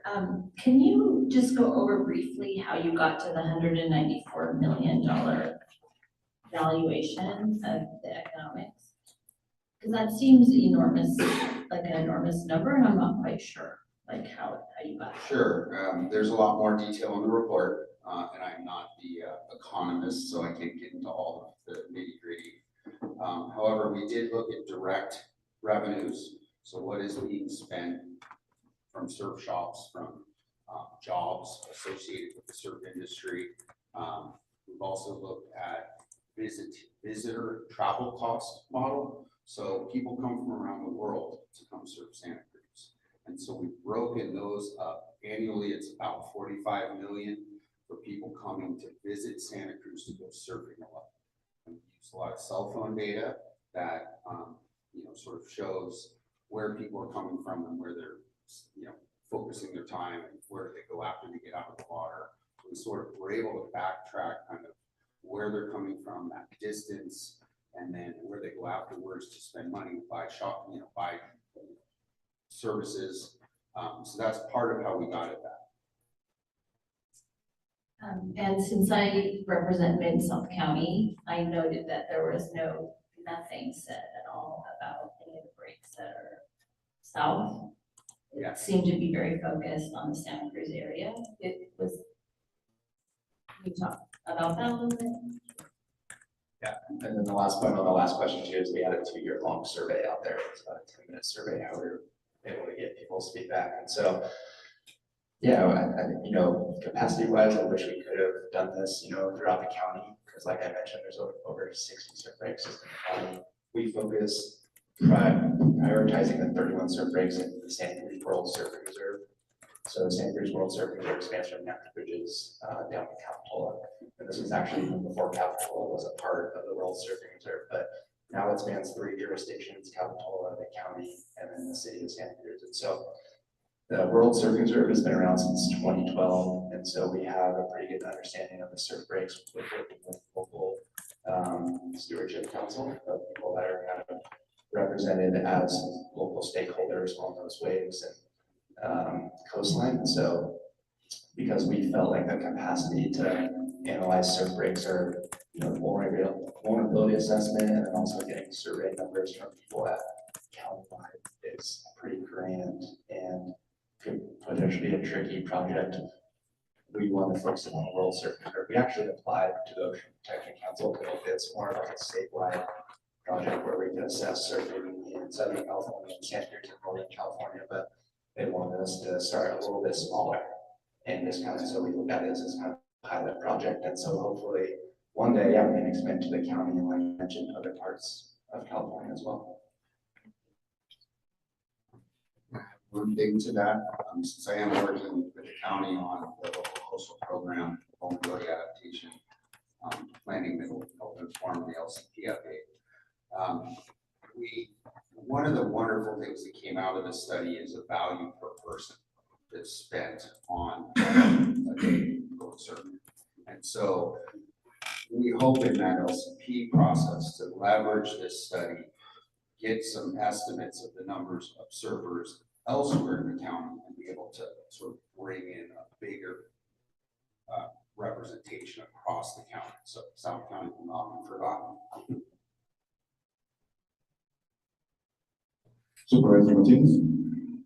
Thank you. I'd just like to start off by thanking you for bringing this presentation to us today. I'm very much in support of opening up these really, pro-social, healthy outdoor activities for our youth, for our public, and educating us about the economic impact of such activities. And the impact on local tourism and just one of the things that makes our region great. So I very much appreciate you bringing that today. A couple of thoughts. One, it sounds like you have some statewide plans and hopes to expand the study and integrate it into state policy. And if there's any way that we can support you in that through our legislative partners, our local state representatives, I'd be happy to support you in those connections. I'm sure other members of the board would as well. So please stay in touch with us if there's things that we can do to support your efforts moving forward. At the local level, I heard comments about our Santa Cruz Metro. I do sit on the Metro board. Actually rode the bus yesterday with my kids, and I'd be happy to at least ask the question and bring up a conversation about policies around surfboards on buses. I actually don't know what the policy is today and what might be possible in the future, but I'd be happy to bring that conversation forward to the Metro. And finally, I just want to name that the conversation that we're having today is really a part of an ongoing conversation about our, historic reliance on fossil fuels and our goals to reduce greenhouse gases and to reduce the impact of climate change through a variety of things that our county has adopted, including our climate action and adaptation plan. And given that there might be some intersection between the CAP and this presentation, I was wondering if I could ask Director Reed if you could come up and if anything stands out to you about ways that our climate action and adaptation plan either incorporates the comments today or could possibly support these goals moving forward. Yeah, thank you, Supervisor Dave Reed, or three. Actually, there's a couple areas that this conversation today at least make connections with the work we're doing. One is certainly with the climate action and adaptation plan. Certainly, sea level rise is driven by greenhouse gas emissions. So whatever we can do in reducing emissions is critical, especially given the changes in the federal government support for those emission reduction efforts. A couple other places that are important, the local hazard mitigation plan that we are now submitting to the state this week actually has a number of strategies in it around coastal adaptation that will be addressed through the LCP work that's been discussed already. And then the third one that I would bring up is that during the Measure Q vision plan process, there was extensive comments made around coastal access in South County and the need to improve coastal access to South County. So in South County, particularly along the kind of beach corridor or Beach Street corridor. So I think there's lots of opportunities with the value of this study to advance the work in the CAP through Measure Q, as well as the localized mitigation. Thank you. I appreciate that, Director Reed. And you see that we've got community partners who are eager to work with you, and I look forward to hearing how that partnership continues to progress. Thank you. Supervisor Goulet? Thank you, Chair. Thank you for the great presentation. I mean, you basically kind of grabbed something out of the ether that we all know is there here in Santa Cruz, and you've measured it. And whether or not it's an accurate measurement is sort of irrelevant at this point because it's an initial measurement, which is a lot more than no measurement. The subtext, of course, of what you're talking about with all these public benefits is the private benefits that exist with people who own coastal homes and want to protect them with some kind of seawall or other protection mechanism, and how those are increasingly going to come into conflict with sea level rise. What I found myself thinking about is, well, what is the very measurable benefit from private homes, right, in terms of tax revenue that the county gets, and where's the inflection point where all of a sudden the loss of public benefits is now greater than the total benefit that the private homes are providing. And of course, it's not just surfing. I mean, it's all of our beaches. And I would almost be interested to see this extended to our beaches, sometimes that, popular beaches are walkable, because I think the tourism industry overall in Santa Cruz $1 billion a year, right? And so those public benefits are really enormous. I'm curious what you see. One place that comes to mind is East Cliff, because I mean, as you said, there's 4 great surf spots out there, or 4 great breaks that are consistent there. But also, we've already got this armory project, arguably pretty good one, in that it attempts to mirror some natural features. We've got public infrastructure right there, right? So I mean, this seems like prime example where we might have to think about something like sand nourishment, or I mean, I don't know what else we could consider there. An artificial reef or groins or something, because in that case, it's a little bit harder to just make the road go away. We would actually lose a lot of that access, right? And you have to start now taking away road homes, or make public access. So it becomes incredibly expensive. That inflection point might be further off in the future. So just curious about any ways you're approaching places like that. There are so many deep thoughts in there. So I do appreciate you moderating that town hall with the community. the Oceanfront Property Owners Association, 2 weeks ago. It was insightful for me to hear some of that perspective. Mike is, I'm not good with the mic, I guess it's just too short. I guess my reactions would be that this is a data point, and if anything, I'd say it may be underrepresented because we rely on cell phone data. We know there's a lot of surfers that live in Pleasure Point that don't take their phone surfing. So it may be greater. We didn't look at the impact of the contests or events. So this could be much larger than 194.7 million. And I scolded my economists for using even a decimal point when we came up with these calculations, but that's what the calculations show. There are many homes that infrastructure replacement cost, all of that is a tremendous burden on the community that would really suffer. The ocean and the water quality would go to poop if the wastewater infrastructure breaks and isn't protected. We can't have a community without a functioning sanitary system. There are checks and balances. The whole Coastal Act is about balancing public trust with infrastructure development. And the LCP process that I'm also involved in, we are attempting to lay out these different options and look at some of the other options, potentially growings, other strategies for adaptation that, and then compare the costs and benefits over time to try and understand that inflection point. So I have a feeling I will be back in front of you all talking about the LCP process. I will say that we are trying to get a final vulnerability assessment which lays out the impacts of with the existing coastal armoring without by beginning of March. So there will be, and then we will get into these adaptation trade-offs as well. So the economics from this study will definitely inform some of that work. But it will be a balance and it will be a community decision. Yeah, thank you.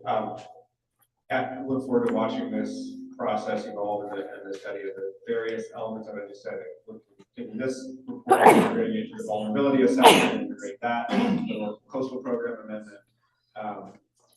It will be a valuable process. And that person, it seems like we have a fair amount of time now, but obviously it's an accelerating problem, right? I mean, the models that sort of general statewide models say we should be planning for a foot of sea level rise by 2050, but 5 feet by 2100. So it's something we're really going to have to grapple with very quickly come the second half of the century, and now is the time to start thinking about what we're going to do. Well, thank you for your presentation. I just kind of want to also ask, I don't know if it's Parks or the group here, kind of same line that some of the public comment from Becky and Supervisor Cummings. I know that I had read before that there was some sort of a youth teen program in Live Oak somewhere. I'm wondering if that's still going to continue and if there's going to be opportunities for South County kids to be involved in that process. And I'm also glad that Becky mentioned the surf group, the veteran surf group, because I think it's very good in terms of wellness for a lot of the veterans to get out there in the surf. And also, speaking of tourism, I want to make sure we do involve, the Saturday tourism board. I was surfing. I had an opportunity. I ended up years ago in very hot France, and they were really into surfing over there. The little shops that I went to that sell some of the, the tourism little keychains and magnets. They had a city of Santa Cruz up on there, and they said they had a little thing that was it was France's surf capital, and that they're sister cities with the city of Santa Cruz. So they take great pride in that. They're the surf capital there in France, and also sister cities with Santa Cruz that they call the surf capital of California. So yeah, with the tourism of it. Thank you. Good morning, Jeff Gaffney, County Parks Director. Yeah, you asked a question about programs that we can do in South County. and programs we're working on in South County. We've been working in partnership with our Friends nonprofit and with Bella and her team, and we are currently working towards more education programming, especially in South County. We're very focused on that. We've got hundreds of programs we've been doing the last couple of years.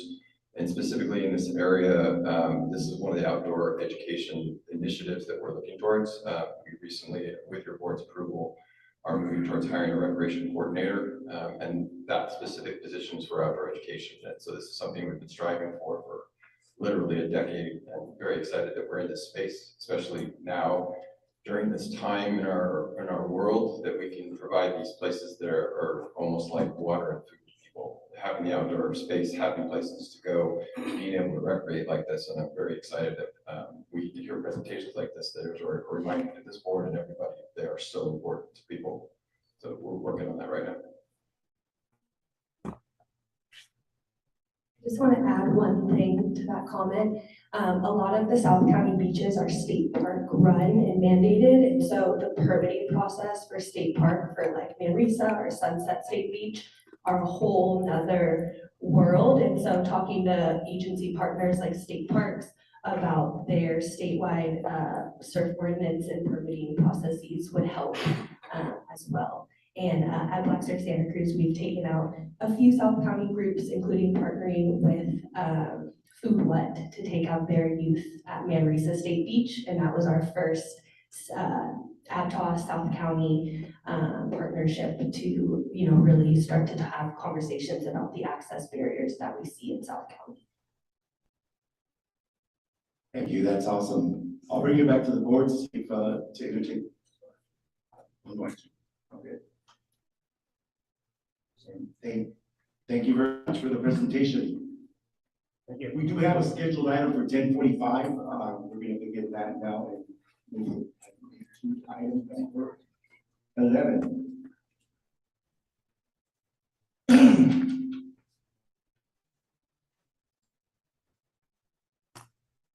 The next agenda item is number 11, hold a public hearing to consider whether the mosquito vector and disease control assessment should be formed an assessment levy and collected as proposed in the engineer's report starting fiscal year 26-27 and take all related actions. I'll turn it over to Amanda Paulson, Assistant Vector Control Manager, and Brandon Van Ven of SEI Consulting for the presentation.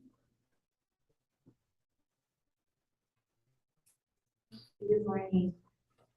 Our consultants, SEI, Yes, good morning and thank you, Chair. Good morning and thank you, Chair. Ballots were mailed on September. Good morning, Chair. Ballots were mailed on September 2nd to all identified property owners within the proposed assessment area, consistent with Prop 218 procedures. Replacement ballots are available today for verified property owners. The engineer's report on file outlines the benefit methodology and the proposed budget for fiscal year 26-27 for the proposed mosquito vector disease control assessment. The close of today's public hearing, all submitted ballots will be secured for tabulation, and the results will be reported at the continued hearing on November 18th. Depending on the outcome of that tabulation, the board may consider the next steps in the process at this time. All ballots must be received by the end of the public input portion of the hearing to be tabulated. And I'm going to be over in this corner over here if you need a replacement ballot for this process.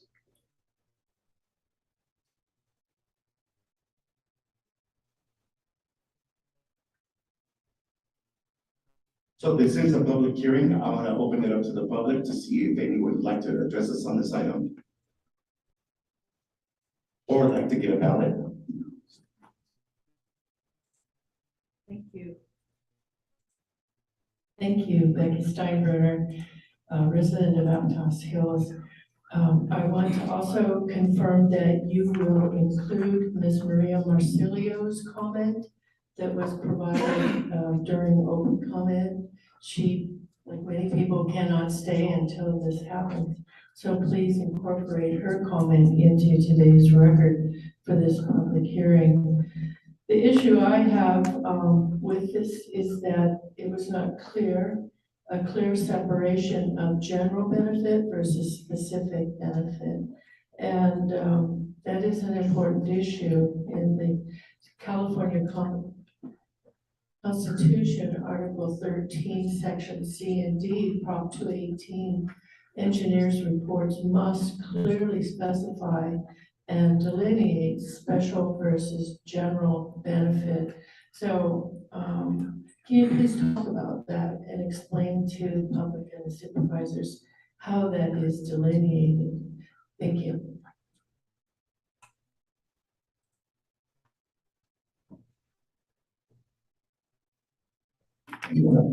Anyone online? Yes, Chair. Call-in user 002, your microphone's now available.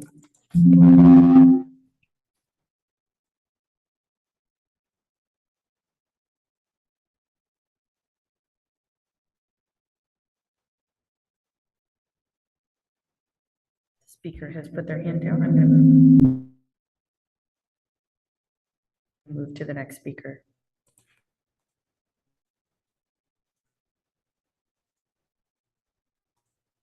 Call-in user 2, your microphone's now available.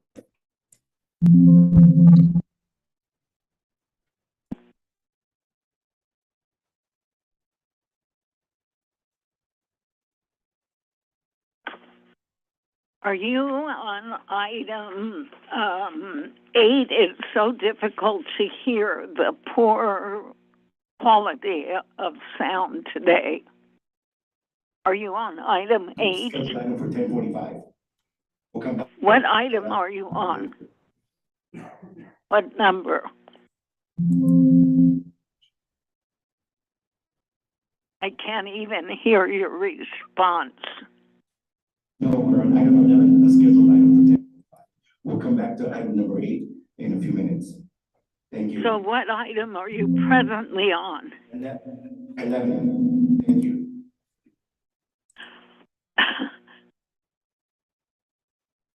I'm sorry, I can't hear you. I'll just go back. Item 11. You're on item 11. I heard your voice. Oh, the scheduled item about the mosquito vector. Okay, I voted no on that. The history of the use of pesticides has to do with a lot of toxicity and harm to the public and doesn't solve the problem. We need ecological solutions. I do not have, given the history, any trust in this kind of abatement control. That's my comment.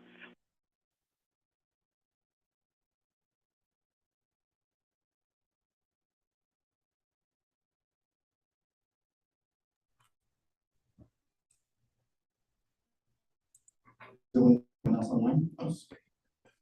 Call-in user 002, your microphone's now available.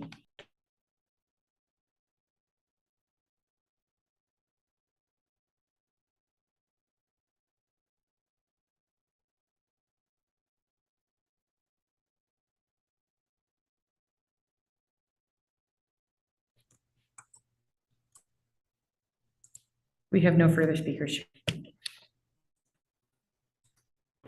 I do have this is a public hearing. I do have additional comment. Are there any written communications to be read into the record at this point?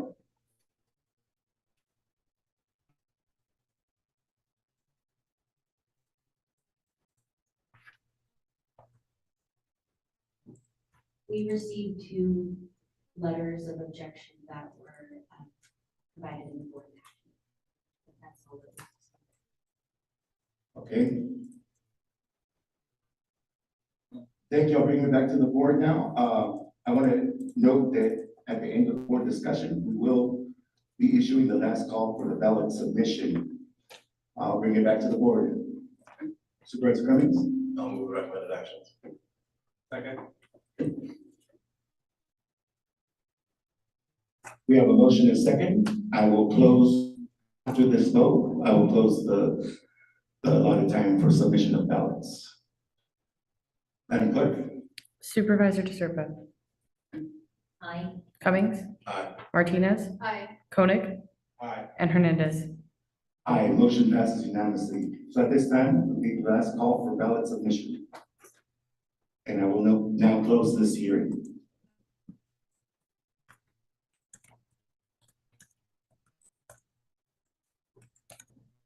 So,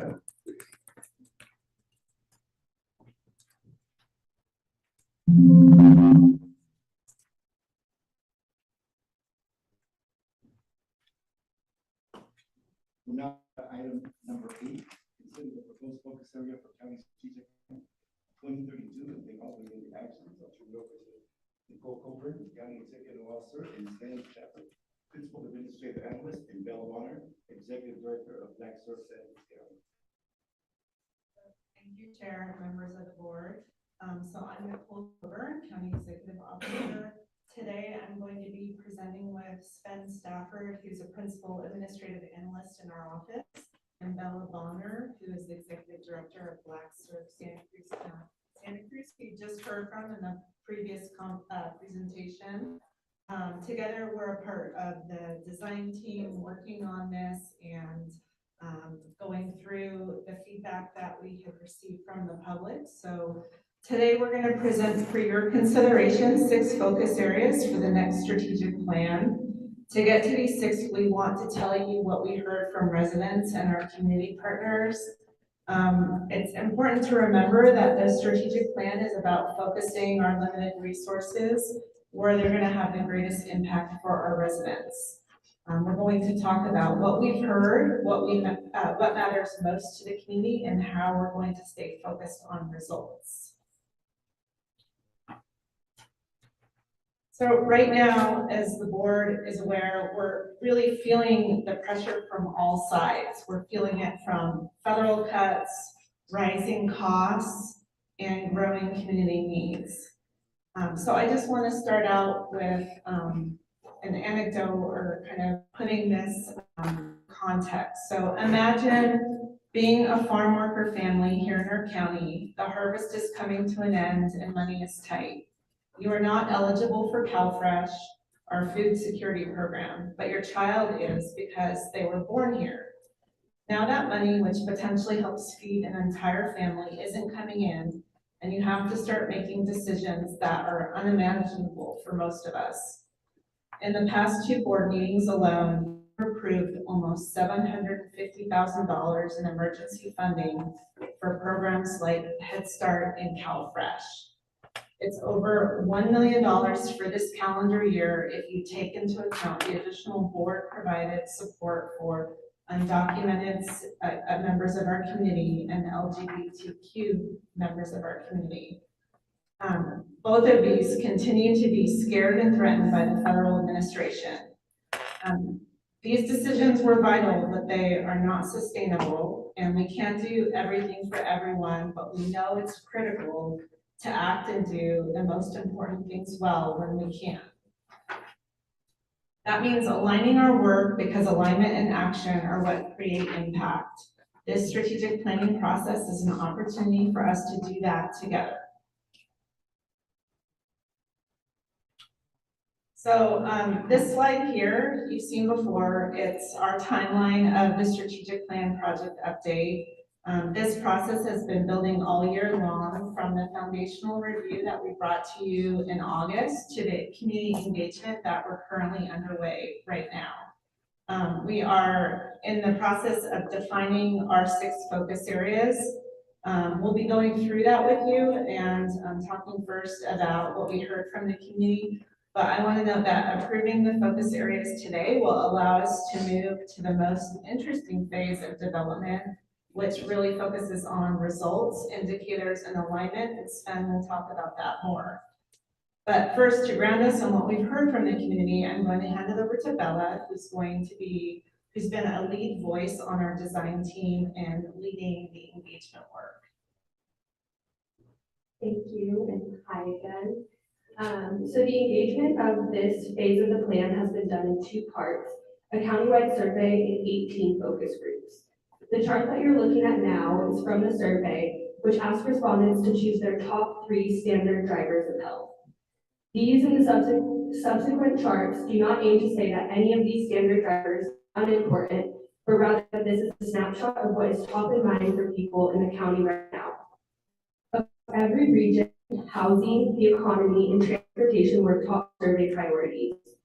In our focus groups, we heard that people want visible action and connection across systems. Now, let's look a little bit deeper at how various groups within our community rated these priorities. Disaggregating the data helps us to see whose needs might be in the averages. It's also important to remember that there is much more than what we have in common that divides us. For example, San Lorenzo Valley residents rated natural environment higher than any other region, perhaps reflecting their proximity and vulnerability to nature. Residents aged 18 to 54, housing was the most overwhelming priority, and perhaps because of the stress of housing, health, and mental health, also rose into the top 3. The same is true for renters within our community, for renters being able to meet basic needs, like Nicole mentioned, with providing food on the table.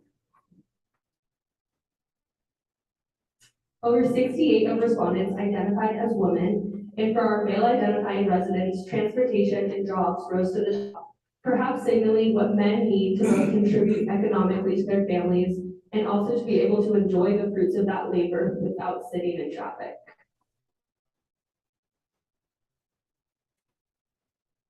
To give the survey some more context, let me tell you a little bit more about what was heard from 4 days at the county fair and another 18 focus groups that were conducted in the last 2 months from Pajaro Valley to San Lorenzo Valley. People overwhelmingly talked about wanting spaces where they feel included. This was evident in a conversation at the Rainbow Youth Conference, where kids asked to be able to have pride flags in the classrooms, and with the MILPA collective that talked about providing transportation to parks and to the ocean so people in South County can develop relationships with each other and with nature.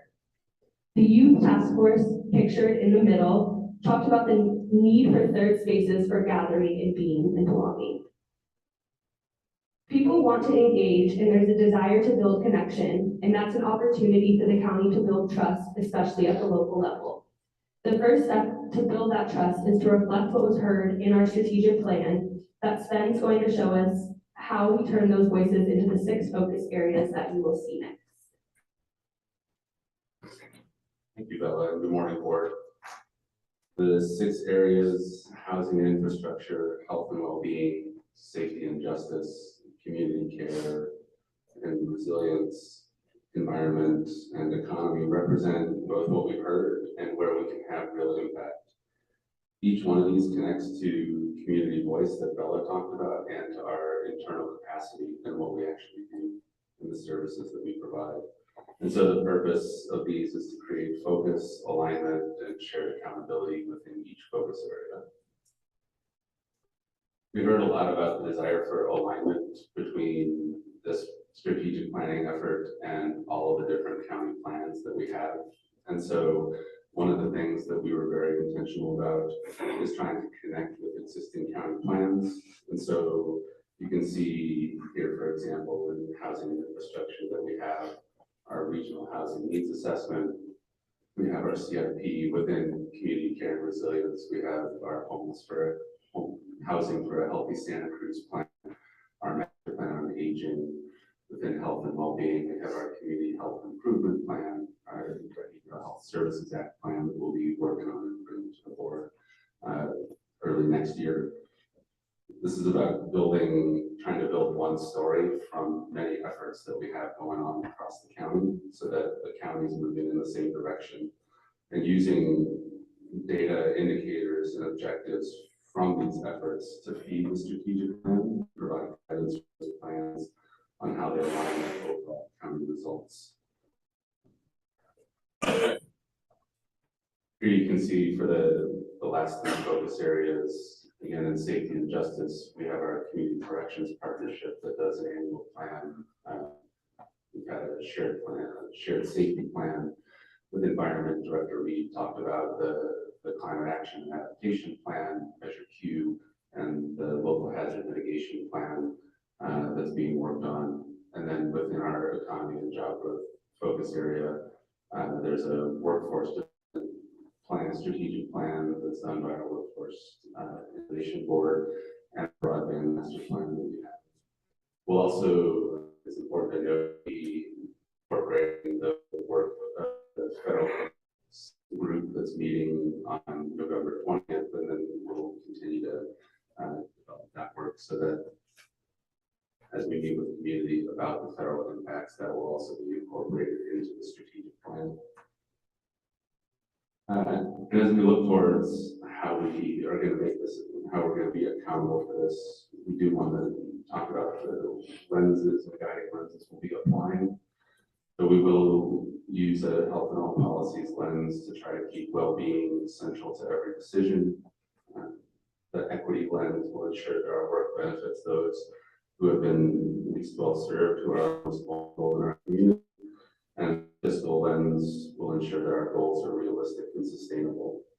Ultimately, these three lenses will end up as a set of questions that the board hopefully will direct us to incorporate into policy decisions that come back before you. And so we want to be able to align those set of questions, our county values that we're currently working on, and then the plans that we have to incorporate all of those so that when things are coming before the board, they're presented in a holistic manner where you can make those connections. And staff have done the work that you're expecting to be able to make the decisions in line with the priorities that you've set for the community. And so Nicole closes out with what comes next. So in terms of next steps, our design team is going to be drafting results and indicators for each of these 6 focus areas based on the indicators you approved in May. We're then going to engage commissions, partners, and community groups to look at what's working and what needs to change.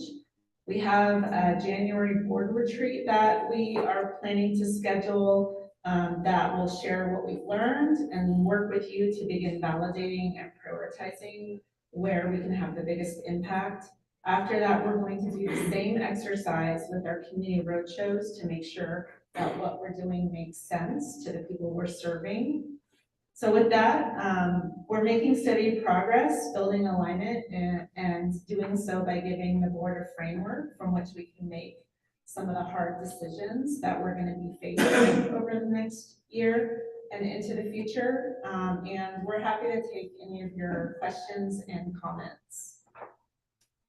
Thank you for the presentation. First, I'll see if there's anyone in the public wishing to address us on this item.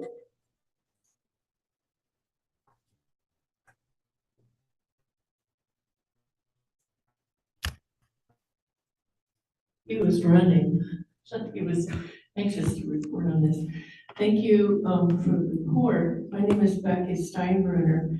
As a member of the public, I have to say that none of this makes sense to me. And I didn't hear any mention of the county's dashboard of the strategic plan that was implemented. I hear there will be a design team. Is that going to be a consultant group? Is that going to be in-house? None of this makes sense to the public. And I really have always questioned this strategic plan issue. It seems like it has taken up a lot of staff time with the primo meetings with department heads, and I haven't really seen a lot of results. I'm sorry, but I have to be honest. So help the public understand how this is really going to improve our lives. I know that money is short, and I know there are going to be some very difficult decisions made, but how exactly is this design team going to draft and the indicators that will help the board during this coming budget season. I'll be watching, and I hope that it's good, but right now, it isn't clear. And I'll leave it with that. Thank you. Anyone online? Yes, Chair. Calling user 002, your microphone is now available.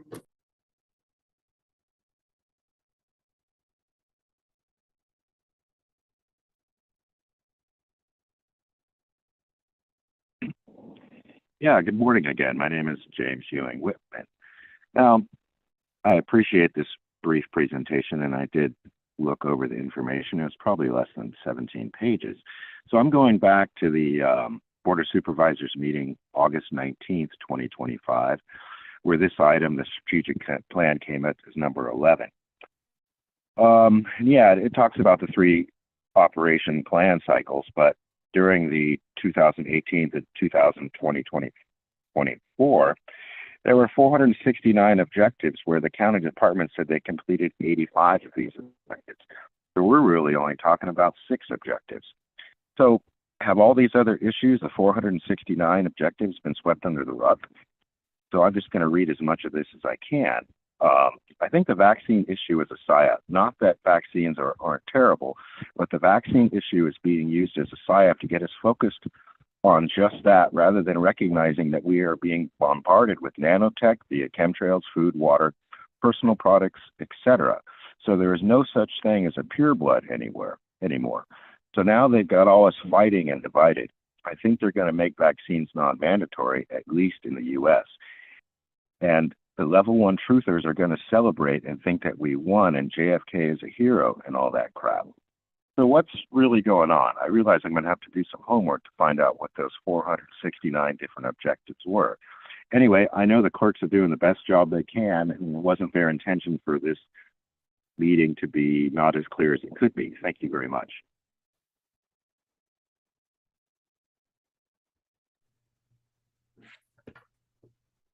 Kathy, your microphone's now available. Hello, my name's Kathy. I'm in Aptos, California.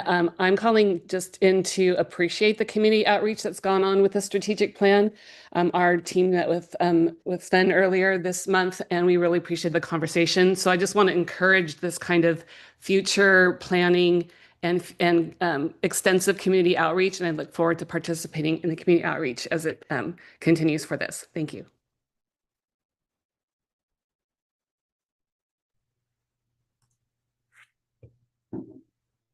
We have no further speakers, Chair. I'll bring it back to the board. Thank you, Chair, and thank you for this presentation. I just want to start off by reminding all of us that our strategic plan process is a multi-step process and has been brought to the board multiple times, even to get to this point. And I know that there are going to be future meetings moving forward. So this is just a snapshot in time of the work that we're doing together to ensure that our county has a clear plan moving forward. I really appreciate the integration of health and all policies as a lens to be used moving forward, and I look forward to seeing that fleshed out even further as we get further down the process, as well as the lens of equity and fiscal stewardship. These are all going to be really important pillars as we build out the rest of the plan. I personally have appreciated looking at some of the data that's been collected through the public. I found it both really interesting, but also very intuitive. Some of it's like, oh yeah, this makes a lot of sense. And yet I'm really glad that it's documented for us and that there's data for us to review. And so I think that tells us that we're on the right track. And I'm really glad that this information has been gathered and that we've engaged the community in the ways that we have to collect these focus areas. I do have a question for CEO Coburn, I heard in your final remarks that the next step is to generate results and indicators based on what we approved in a previous meeting. Will the work that's been done and presented today with these new focus areas influence those? Was it a little cart before horse to approve those previously? Yeah, no, this work, the community feedback and everything that's gone into these focus areas, it will inform kind of how we refine what you previously approved.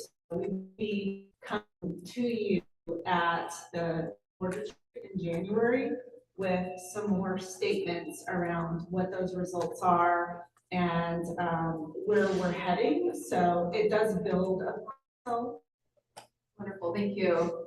And then maybe you can help explain both, for the board, but also for the public, how the strategic plan will help us make difficult decisions or set priorities moving forward, particularly in the context of, the cuts and the fiscal challenges we see on the horizon. How is the strategic plan used to guide our moving forward? So a strategic plan sets a vision for the county. So to the extent that we have to make decisions and evaluate trade-offs of what the county might need to adjust in terms of programs and services, what goes into the plan is an indicator of what we're prioritizing the most. Obviously, we can always adjust our priorities over time depending on what the situation is. But it really serves as a guiding document to help us make those decisions. Thank you, I appreciate that. And I recognize that there's a possibility to have some difficult decisions and difficult cuts ahead. And so personally, I really value the community input, the engagement that's been done, the raising up of voices who historically haven't been at the table. So that way, when those difficult decisions come to us and when we do have to set priorities for the county, that feedback is included and a part of a strategic plan that we can go back to when we are being asked to make these difficult decisions. So, so thank you very much for the effort. I look forward to the board retreat and I look forward to continuing this process. What is it, Cody? Thank you. First question, so the focus areas we're being asked for today, do those map to the goals in the current strategic plan? So these focus areas, the strategic plan, we're trying to develop for the new 6-year period, they will replace our existing focus areas and goals. So we are leaving alone for the most part, unless the board has a desire to revisit it, the vision of the county, the mission of the county. We've come to you before with a desire to change the focus areas and the goals. And so these will replace those. We are also going to be revisiting the values of the county to try to get to a more condensed list. So you will see our website changing next spring depending on what you finally approve. Okay. And was there a need to do that? Like, was there identified need to change our fundamental goals?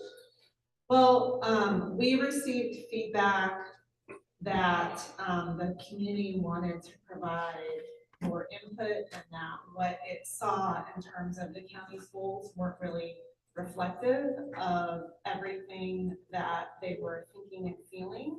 And so it's always been the intention to revisit the focus areas and goals to see what changes we might be able to make. I think you'll see many of the current proposed focus areas reflect many of the things in our current plan in terms of focus areas and goals. We've rebranded them in a different way, and we've also placed more focus on what the county has control over. So that's kind of been some of the shifts we've made. Okay, I guess I asked because I I actually don't like the new focus areas all that much. I mean, for one, you've got duplication. I couldn't tell you what the heck is in community care and resilience versus health, well-being, and connection. But even if you look at the icons, they both use hearts. Like, where does health belong? Where does hopelessness belong? That's going to be confusing from now to 2032 if we implement it. There's one heart in the current set of 6 icons for goals. Also, the fact that the 2 most important areas we heard were housing and transportation. They're separate in our current goals, and yet they're combined into a single focus area in the next set. I think that actually shortchanges both of them. Those are fundamentally very different policy areas. One, we're a monopoly provider for transportation, making sure that infrastructure is, all infrastructure, ensuring that roads, sewers, and storm drains are in good condition. The other, we're trying to manage a very complicated market, a much more detailed set of policy where we're issuing permits. I don't see how combining those does us any services other than to diminish both of those, and they're the 2 most important things we heard from the community. So those are the 2 fundamental issues I see with the new proposal. I don't see what the additional focus areas are providing that are lacking in the current 6 goals. For my fellow board members, you can find on the current strategic plan, which are comprehensive health and safety, attainable housing, reliable transportation, sustainable environment, dynamic economy, and operational excellence. Even we have an office of response, recovery, and resilience. In the focus areas, we have a sustainability and kind of response goal, but then resilience is used in the community care and resilience focus area, which is to deal with homelessness and aging. I mean, it's just a little bit convoluted to me. And I think that's to outreach the community is great. The feedback from the community is great. I haven't seen a lot of clarity come out of the process yet. As I said before, if I was designing this process, I think I would start with all the people who directly receive county services. We're starting to do that in planning with actually having a feedback survey. We do the same thing with our clinics and people who just signed up for benefits. Maybe a general survey for people who deal with our infrastructure every day, but how are we doing delivering our basic services today? Let's start there. How can we potentially expand those services to more people? Just going out and asking, what would you like government to do for you? It's somewhat helpful, but maybe not as helpful as that incremental improvement to services that we're doing every day, or that we need to be doing every day. So I'll end my comments there.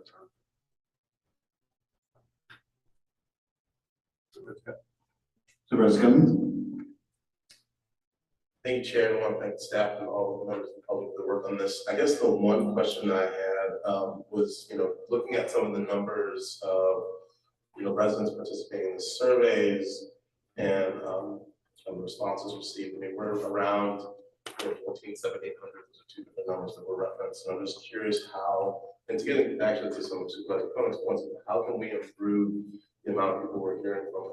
We have a county of 267 roughly 1,000 people, and we're only getting responses from 1,400, 1,700. I'm just curious, is there something we can do to help increase that number? And I think also it would be helpful to understand who the people who are responding to these surveys are. Are they service providers or service recipients? Because I do actually agree with some of Supervisor Cummings' points.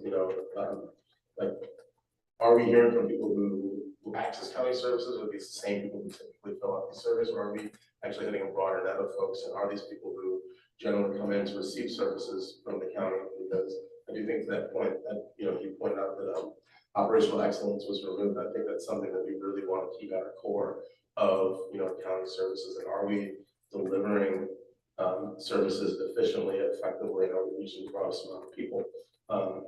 So I'm just wondering, in terms of just how we can reach more people with the survey, if you all have any kind of feedback on that. Yeah, I want to note that we've been in places that we never were with the first strategic plan.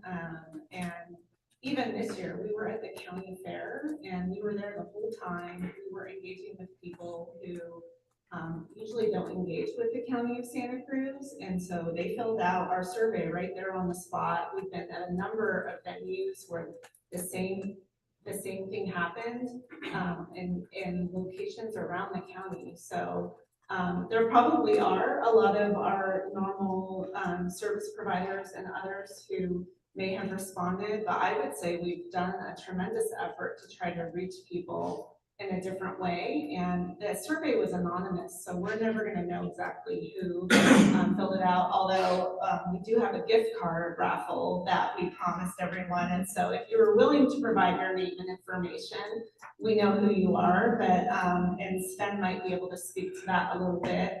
But obviously we wanna bump up the engagement, and we'll think about ways to do that. For the first strategic plan, we only engaged about 3,000 people out of 270,000 people in the county of Santa Cruz. So right there, we're halfway to that benchmark.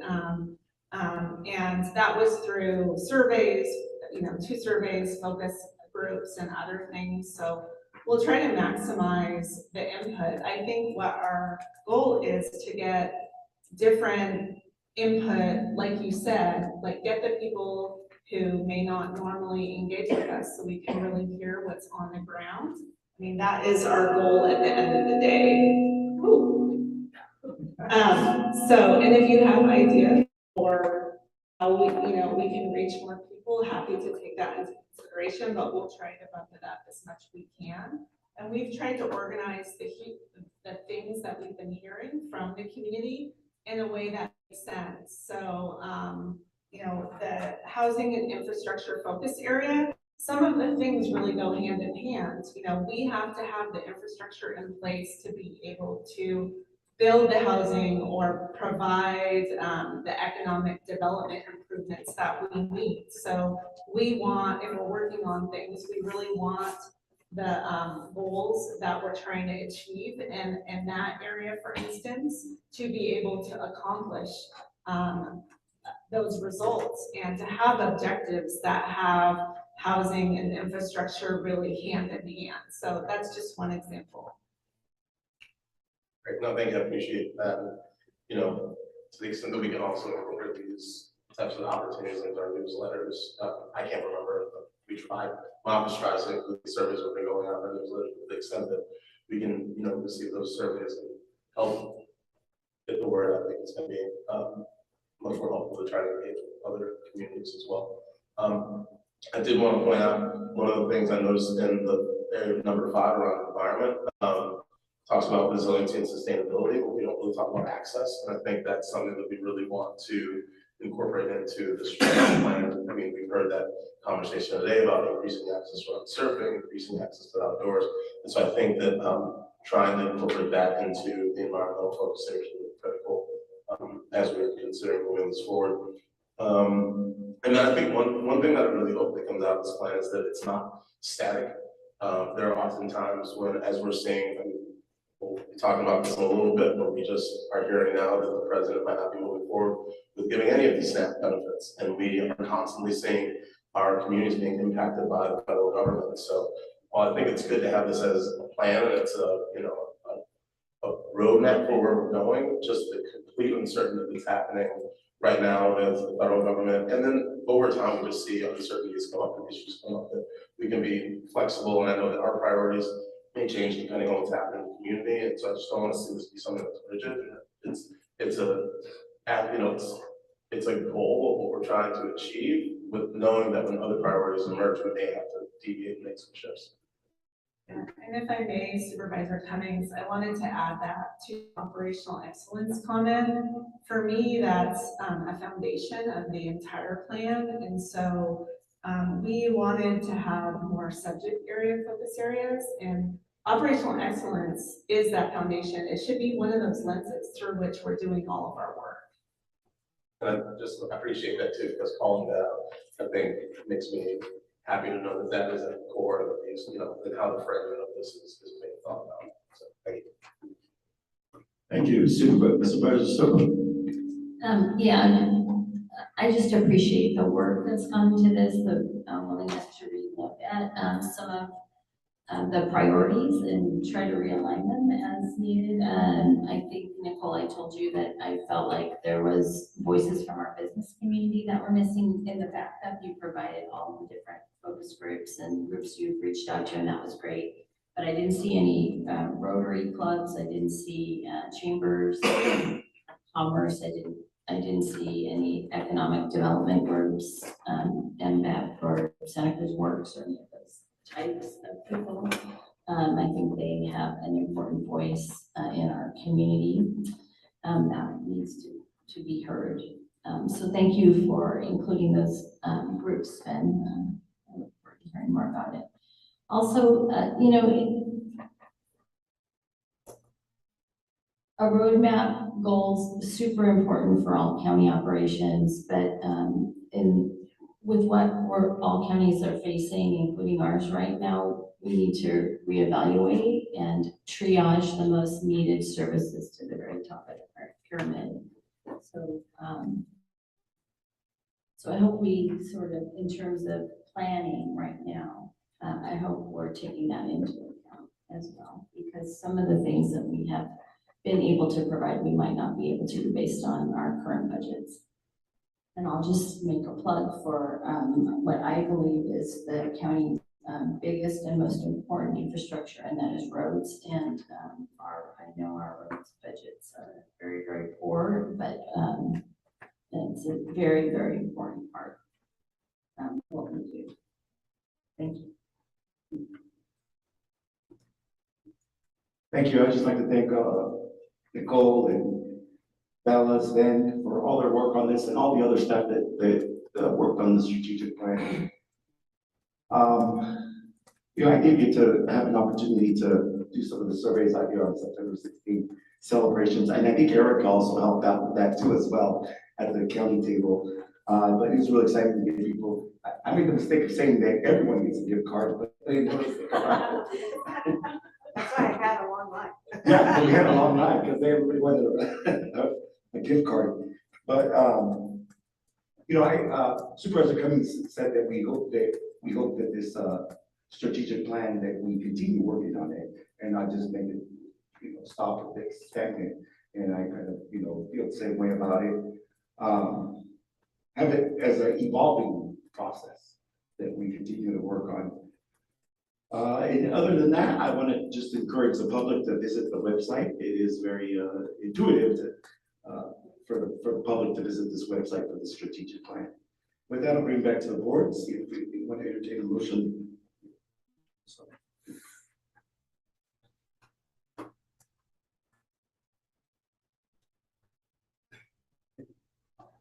I'll start off with just a couple of comments in response to what I heard from my colleagues. To begin with, I appreciate hearing that the operational excellence piece would be incorporated as a foundational lens, and my hope, I won't make it as a part of additional direction, but my hope is that that will be called out in the same way that equity and fiscal sustainability might be, because I think that would address some of what I heard from others. I felt comfortable with the grouping of the focus areas. I am hearing from my colleagues on the board that there might be some cleanup or, you know, just being really laser focused on what the definition of these focus areas, so that way it's to us as board members, but also to the public. So things about, you know, how we use the word resilience, for example, just make sure it's consistent, and, you know, stay away from the kind of jargon that comes with these type of plans. But I do think that in looking at the work of the county and the existing plans that help guide the focus areas, the buckets that have been created do match well with that and will help us keep our work in alignment with a lot of countywide efforts. And so that's what I really liked about it. So with that, I'm not going to add any additional directions to recommended actions. So go ahead and move the recommended actions. Second. We have a motion. All right. We have a motion from Supervisor Martinez and a second from Supervisor De Serpa. Madam Clerk, take roll call.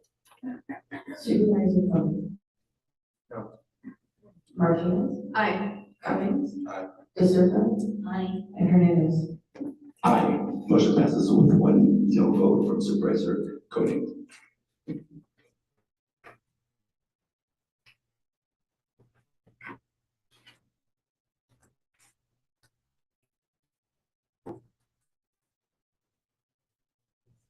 Next agenda item is the number 9, consider adopting a resolution declaring a local emergency impacting vulnerable residents due to lack of federal financial support for the Supplemental Nutrition Assistance Program, SNAP.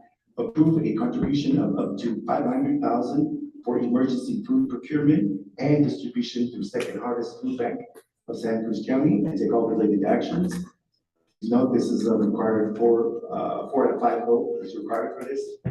I'll turn it over to Nicole Colbert, County Executive Officer, and David Reed, Director of Office Response, Recovery, and Resilience, for the presentation. Thank you, Chair. So David Reed, our OR3 Director, is here, as well as Kimberly Pearson, who is our Deputy Chief of, our Deputy of the Human Services Department, as well as Erica Padilla Chavez, who is the Chief Executive Officer of Second Harvest Food Bank. So this may be the first time we're declaring a local emergency for a food insecurity situation, but we are facing a lot of firsts here in Santa Cruz County and the nation. So we are here to ask you to declare an emergency and also consider approving a contribution up to $500,000 to Second Harvest Food Banks because of what we're experiencing right now due to the federal shutdown. So as you know, on Saturday, November 1st, the Supplemental Nutrition Assistance Program, or SNAP, which is also CalFresh here in California, lapsed. The benefits lapsed on Saturday due to the shutdown. And this is creating a really horrible situation for thousands, tens of thousands of low-income households in Santa Cruz County.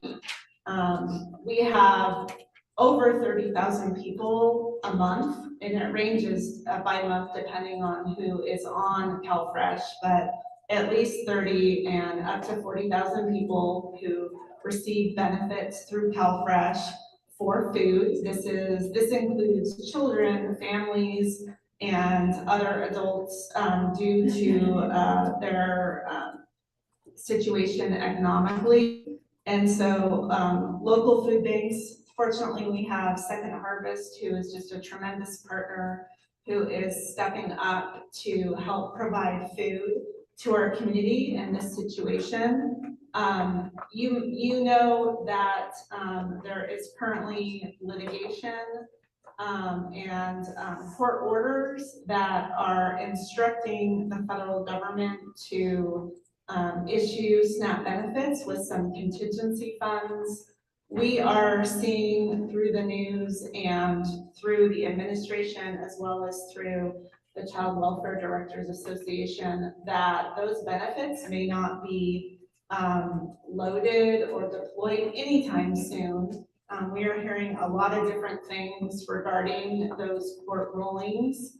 Most recently today, the federal administration is saying that those benefits may not actually get to people until this federal shutdown ends, even though there are court rulings.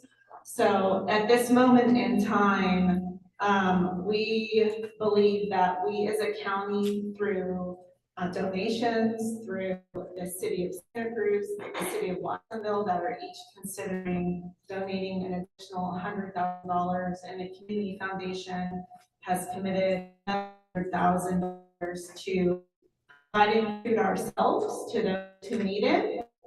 So we have contributions totaling over $1 million now between the contribution of $500,000. Second Harvest Food Bank thinks that it will cost approximately $1 million a month to feed an additional 25,000 people in Santa Cruz County. We're anywhere from 30,000 to 40,000 people on CalFresh historically. So that alone may not even cover everyone who needs these benefits, but the community has been stepping up to provide food in a number of different ways. We will continue to help try to close the gap and fundraise for the remaining amount of money that's needed to feed people through the end of December. We have been told by our federal advocate and through Panetta's office that we should plan to feed people people through the month of December, which is really just sad and unfortunate of where we're at. And so with all of that, Dave Reed can speak to the specifics of what the emergency declaration means. But we would like you to vote to declare this local emergency and provide $500,000 to support SNAP or CalFresh recipients until this federal shutdown ends.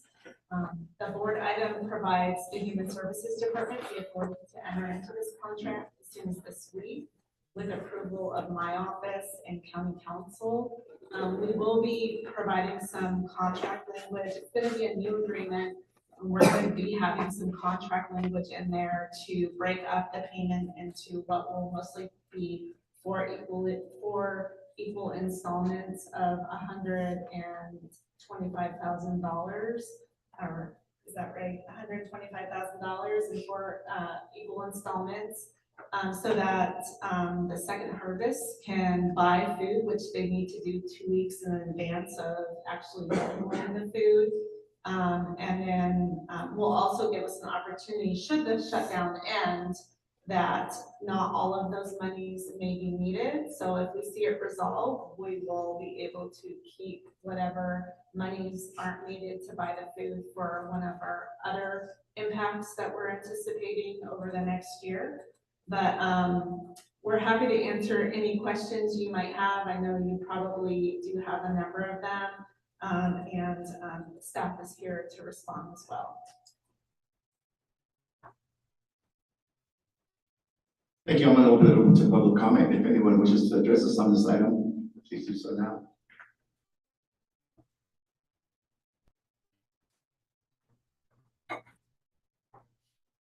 Thank you, Becky Steinbrenner.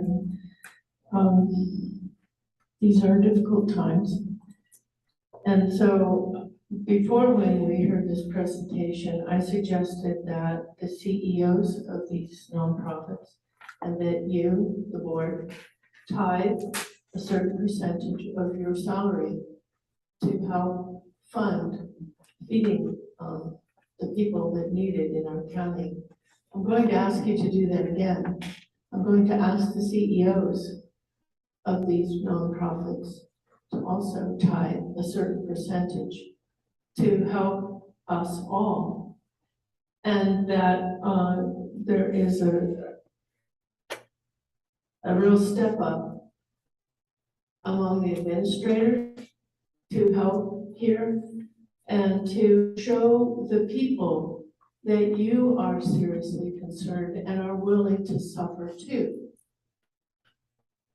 There are a lot of people in this county that are willing to donate and to help ease the burden in these times. But I'm asking you to set a good example. I'm asking all of the top paid salaried people in the county to also step up, and that each of you on the board ask them to do that.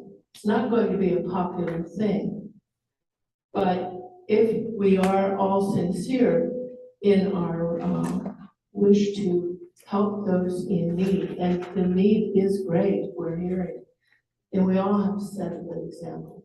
And I will include myself in that. Thank you.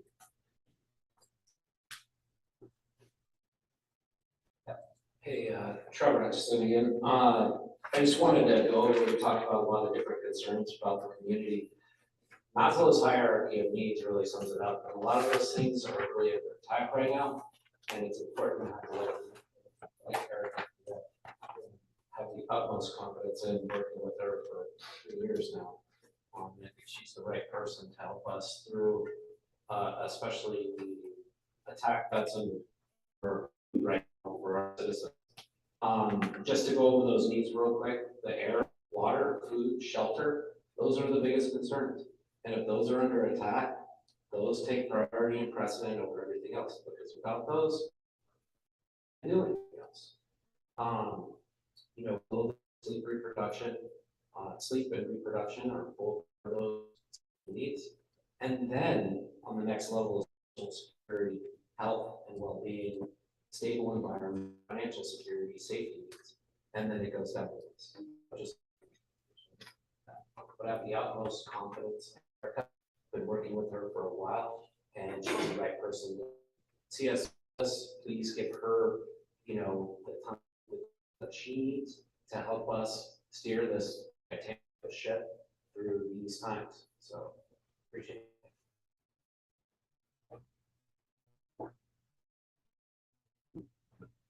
Is there anyone online? I see no speakers online, sir. Okay, I'll bring you back to the board. Comments?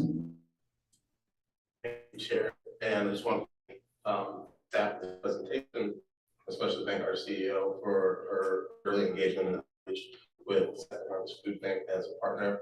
I mean, it's really tragic that we find ourselves in this situation here today. We see a federal administration that is going back and forth on its commitment, which is really having significant impacts on people's lives and their concern around, you know, access. And I can just say that, you know, towards the end of last week, I know there were some counties that, you know, they have their meetings at different times. There's people, other communities taking different actions at different times. But today, I think really it's a really important day for our community where we can demonstrate our community, our commitment to supporting folks with food security.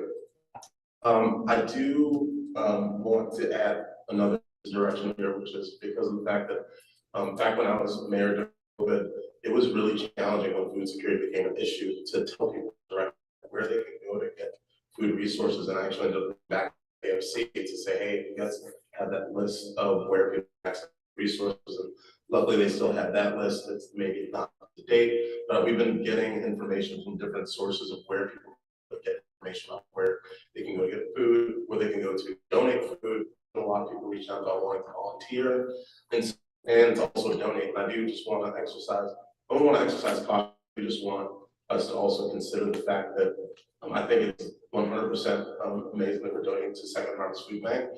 And there are also, you know, Holy Cross has their food pantry program. They're struggling. We heard from Gravers earlier. We know that they're struggling. We know that other food donation programs are struggling as well because of the lack of federal funding they've been to receive. And so I really hope there's going to be some way for some of those other organizations to work with Second Harvest Bank so we can make sure that we're having food equally distributed throughout the county. But I think it really is critical that similar to other emergencies that we have the local food emergency resource on the county's website, which would include resources for food access, locations for food donations, food distribution, ways that people can donate financially and opportunities so that we can engage all the members of our community. We really want to help with this effort, but I think that this is a really great first step that we're making, working with Second Harvest Food Bank and supporting the Second Harvest Food Bank and supporting food. Most importantly, it's supporting the food necessity for people in our community. I did also want to just acknowledge and recommend that when we have a letter that comes forward, I think it's under the 3, this direct staff to inform the county, state, federal board actions. I think it's really important that we come from the chair on behalf of the board, and that we, you know, have staff engaging and working with our federal delegation. I think that the action that we're sending today is a reflection of the board and coming from the board. And with that, I don't think I have any further comments. Just really hope that we don't have to spend down all this money. We do have, you know, SNAP benefits kicking back in for folks, but you know, I think we're in this long haul. I actually did want to know one thing. I think it's in response to Mrs. Steinberg's comments. You know, we have a Second Harvest Bank that's happening right now, and I think many of us we have competition across jurisdictions to see who can raise the money. And I think given what we're seeing right now, it really puts us in a position where we should be trying to do what we can to raise money and have the county be, you know, the highest donor this year. I know that there's sometimes competitions in jurisdictions where jurisdictions they might jump off the wharf, and so I don't like the water, and so I'm hoping that we can use the opportunity for us to get out in front and most of us during this holiday season. So that concludes my comments. I just want to thank you again for bringing this forward on behalf of the board. Thank you. I certainly will be jumping off the wharf. Supervisor Martinez. Thank you. Let me just start off thanking our CEO, OR3, Second Harvest, and all the partners for working together to coordinate this response to the loss in SNAP benefits for our community members. I appreciate creativity in identifying the funding source. This 100,000 is coming from a reduction of our supplies and services budget rather than having into our reserve, which may be needed for future emergencies. So I really appreciate finding that funding within our budget. And I just want to say that this item, as well as previous items that have come before our board recently, really demonstrate the value of community partnerships coming together very swiftly in response to what's happening to try to fill the need of basic needs and production services that we're seeing immediately. So I really appreciate that. I do want to talk a little bit more about what declaring a local emergency means in terms of practical impacts for our residents. I know that in past emergencies, things like protections from evictions have been a part of it. And when I think about the choices that our residents might have to make immediately, right? Cash is tight. They're used to receiving CalFresh benefits to fill their refrigerator, food pantry for their families. They're not able to, they're gonna have to make choices about paying rent or paying for food for their families. What does it mean when we declare a local emergency as it is? So read OR3. There's a couple things actually the following item on today's agenda speaks to a little bit of it. But yes, so by declaring an emergency, we will have some tenant protections in place for 30 days. So we can work for the County Council and other state and local agencies to ensure that we are protecting folks from evictions and that during the period we keep this local emergency active. And it also affords us the ability to access some of our disaster service workers to support, as has been mentioned, volunteer meetings to help distribute and prepare food for distribution, so we can access some of our disaster service workers in supporting some of those as well. And so given that special provision, what's the length that we for this local emergency? What is the process for ending the emergency?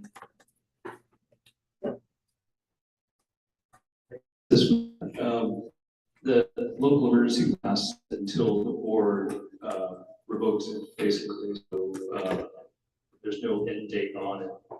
The protections for eviction and for price gouging, those are 30 days from the date your board declares. However, the CEO has been delegated as someone who can re-up that every 30 days. And we did that a number of times during, after the CZ fires, for example. We think we did it for about a year or so after the CZ fires. So I think that in the additional direction that Supervisor Cummings is presenting about the county website, I think it would be helpful to include the information about tenant protections on there so that our local residents are aware that they may be protected in the event they're not able to pay the rent when they can't access their food resources and funding.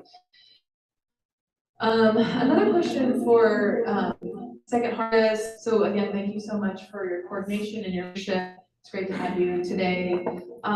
Just can you help us and the public here, what's needed today? How are your supplies? Are you seeking volunteers? How can folks help? Well, thank you so much. First of all, as has been, I want to thank us for being super responsive to this unprecedented moment for any community across the country. So I know that Santa Cruz County is not alone.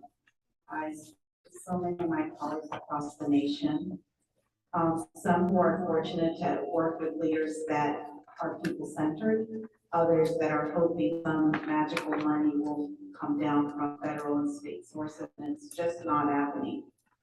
And so really every community is stepping up for itself. And that's really the nature of what's happening across our nation right now. And you see it in the news, that Clare County just paid $4.5 million to the food bank. You see that San Francisco is going to be doing gift cards. Everyone's trying to figure out how we work together locally. So I just want to set the tone for what's happening. There is no playbook for this. No food bank, who, by the way, and I was here before, Gray Bears, Loaves and Fishes, 65 organizations are contracted with us. We distribute 13 million pounds of food a year. It's much higher than FEMA or during COVID because we have FEMA resources. Right? Those resources aren't coming for this. It's a $6.5 million benefit delta that is not coming to households. No food is designed to be the only purveyor of food support for any community. Food banks have always been your second line of defense. But how are we working? Well, we're working very strategically with all these partners, some of them who were mentioned today, right? And we are being very rational in our conversations with everyone and reminding everyone that while we see our community, like the county, cities, local philanthropy step up, it is not going to equate to the $6.5 million food that people are used to accessing. And so we will need to be careful and strategic to use data. We do have, and working closely with our county leaders at Human Resources Agency, we know where fresh recipients live. We know their zip codes. We are going to be distributing to our partners based on data because we know we want people who we are clearly being impacted by this to have access within their neighborhood, to go to one of our access points through our partners and access food. In addition to that, we're working with the county to provide 2 emergency distributions this month, one in each one of your county facilities where people go to ask questions about their benefits and enroll. We know there's going to be a lot of people going to these offices wondering why their card's not working. And many people will find out about what's happening in a way. Go to the store, they didn't know that there wasn't any money in their card, going to find out that way. They're going to go to the county, they're going to say, okay. I also just want to bring a human element to, let me ask the question, what else are we doing? In addition to these 2 sites, we will be working with the Office of Emergency Services to help us distribute food, think a la COVID. We were at the boardwalk, we were at the fairgrounds, and then we will work with the department to make sure that all CalFresh recipients receive a message that we will be available for them, especially the week before Thanksgiving, right? We are amping up our volunteer opportunities of food bank because what happens, think of the thousands and thousands of pounds of food being delivered every week to all these sites. That's packaged so that it goes to these sites ready to be hand delivered to people that are showing up, right? We need volunteers. So if you go onto our website, you're going to see afternoon and Saturday slots that we're looking for. We need hands. We have conversations with some of our participants about using the National Guard. We've heard loud and clear for our participants that wouldn't necessarily feel safe seeing people in uniform at their food bank. So this is why we're asking our community to step up and help us. We want to make sure we don't not adding to anxiety to some of our community members. And lastly, I'll just say that one of our top priorities of concern is our unhoused community. Making sure that our unhoused community knows where to go for food. And we know that they have the traditional places where to go. And some folks have received benefits and they go to and they receive benefits that way and don't avail themselves, right, of the services we provide. I want to share with you that my staff is committed, but I also want to be very transparent. The phone calls that we're getting in our hotline from people that are being affected, that have never sought services from the food bank are great. Staff is dealing with heightened levels of anger and frustration. Staff is dealing with parents asking them how they're gonna make ends meet without dollars that they depend on for food. This is free. This is giving to our neighbors, and we're gonna do the best we can. But this is a moment for our community to do exactly what we're doing today, which is standing shoulder to shoulder and do what we can. And yes, the holiday food and fund drive is yet another opportunity for our community to engage. One thing that gives me so much pride this morning as I was thinking about this meeting, there are counties that are choosing to not. You're acting. The city of Watsonville will be acting. The city of Santa Cruz will be acting. And I think right now, if anything, we need character. And we need to do what's right.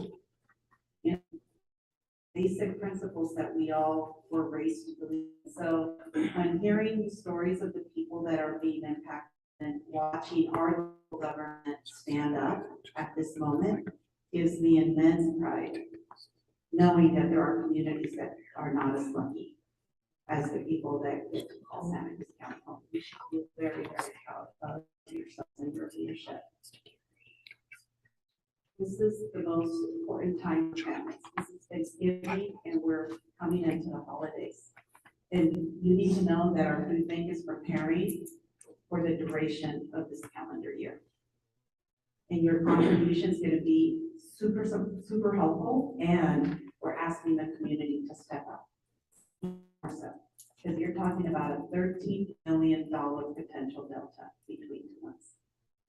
No community can fill that gap, but we're going to do the best we can. If you go onto our website, you will find the Find Food map, all of the locations for where people can go. We've been circulating that flyer. I think I sent it to most of you electronically. That shows the map. People put in their address, they know what the closest distribution site is at. Equally, if you want to go donate food, there is a barrel availability map. One of the things that I'm going to be asking David to see if we can coordinate is to get barrels to all of our local law enforcement offices across the county so that we can solicit food. We're not big on soliciting food historically because it costs the food bank a lot of money to inventorize, organize, and then distribute the food. There's a lot of staffing power that happens there and it's costly. But we're in a situation with even your donations, we need volumes of food, right? And there's specific kind of food we're asking for, shelf-stable food. Our website has a list of items that we're looking for. So to your question, Supervisor Cummings, we want to lean on our law enforcement offices, fire department, police departments, so that they can become places where people can go donate some of those shelf-stable food. I'm happy to entertain any additional questions. Again, please know we're coordinating with over 65 organizations that we are lucky to call partner agencies. We are meeting weekly and being responsive as we're learning what we're seeing every week, because this will be the first week that we will see massive turnout. Last week, our hotline saw an increase of 40% calls. And so we know to anticipate a wave of people needing food. And of course, you all have my cell phone, so if any one of you has any questions, please feel free to reach out. Thank you. Thank you for all that you're doing. It's clear that you're meeting an incredible need. And I appreciate your coordination with all the various organizations that are helping to distribute food. I'll be holding a meeting at the end of this week with the organizations who are distributing food in the San Lorenzo Valley and in Scotts Valley. And I really encourage all my colleagues on the board to, kind of help with that coordination, help to share information, and do what we do best, which is to partner. Thank you so much. Mr. Goning. Well, yeah, I just express my appreciation for staff and our community partners who have created this opportunity for action and brought it to us so quickly, so that we can get it out the door and onto families' tables and into the valleys. I suppose we don't, there's so much uncertainty right now, but I mean, a $13 million delta over 2 months, do we have any sense that will like be fully expended or available if the government does reopen, when it does reopen eventually? I mean, that was ultimately budgeted for, right? A little bit. So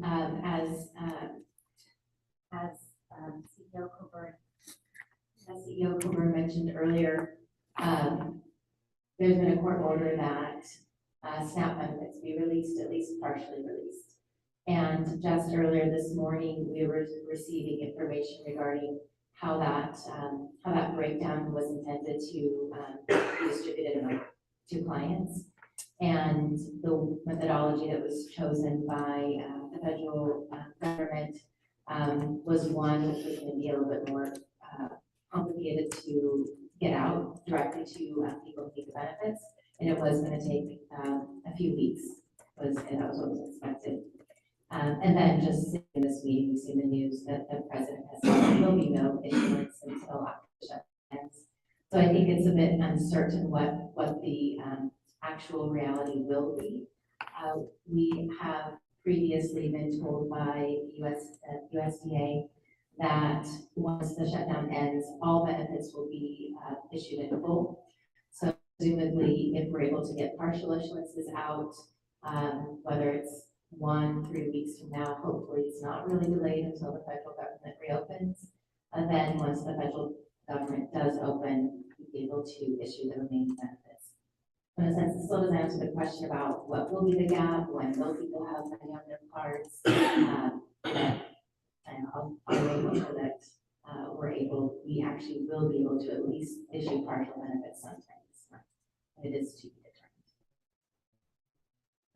Thank you. And I also want to thank CEO Coburn for putting together a solution here that is paid for with belt tightening rather than digging into our reserves further. I'm sure we're going to need it. Thank you. Thank you for being here today, Erica. This is very helpful. I'm in complete support of this. I just have a couple of questions. You know, there's other services on the table like WIC, which I believe has funding November, and it's at the last day. That's another service for families that have babies and young children to supplement their need for food. So there's that program, and then there's Meals on Wheels that comes later. So I think I heard you say that we're trying to target SNAP participants, but how are we doing that other than sending them a text message?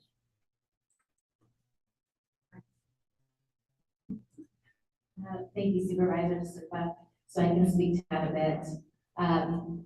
SNAP recipients have been receiving various messaging regarding the situation directly from the state as well as from us as the county department administering SNAP benefits. Some of the ways that we've been communicating directly with clients is through on our phone system. We have a recorded message informing them of what the current situation is. They've also received direct mailings. We're also doing social media postings, and we've been pretty available to other media outlets that have reached out to us. And then additionally, as you just alluded to, we have text messaging available, which in the past has been a pretty effective form of communication, as most of us always have our. The final other communication has been for partners that we know many of our clients with, directly through Second Harvest Food Bank, of course, and we have monthly meetings with a number of community organizations that work with some of our shared clients. So the message is getting out. Thank you. And so SNAP benefits are typically about $6.5 million a month that go out to the community for people's ability to buy food. There's going to be some direct consequences for agriculture. our stores and et cetera. The ripple effect of this will, especially if prolonged, will be felt by many of our retailers who open businesses to welcome the foot traffic that comes with CalFresh recipients. So, sure, then Feeding America has been, which is our national sister organization, has been advocating to Congress, not just impact those who are in need of this benefit, but clearly impacts that it will oppose to our local economies and our farmers. Okay. I'd like to make a motion to approve.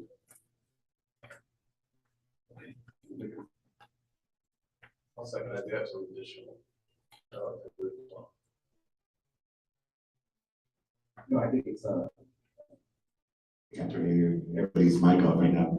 I think we are going to have to do a sort of a focus effort on trying to get folks that are using benefits, SNAP participants.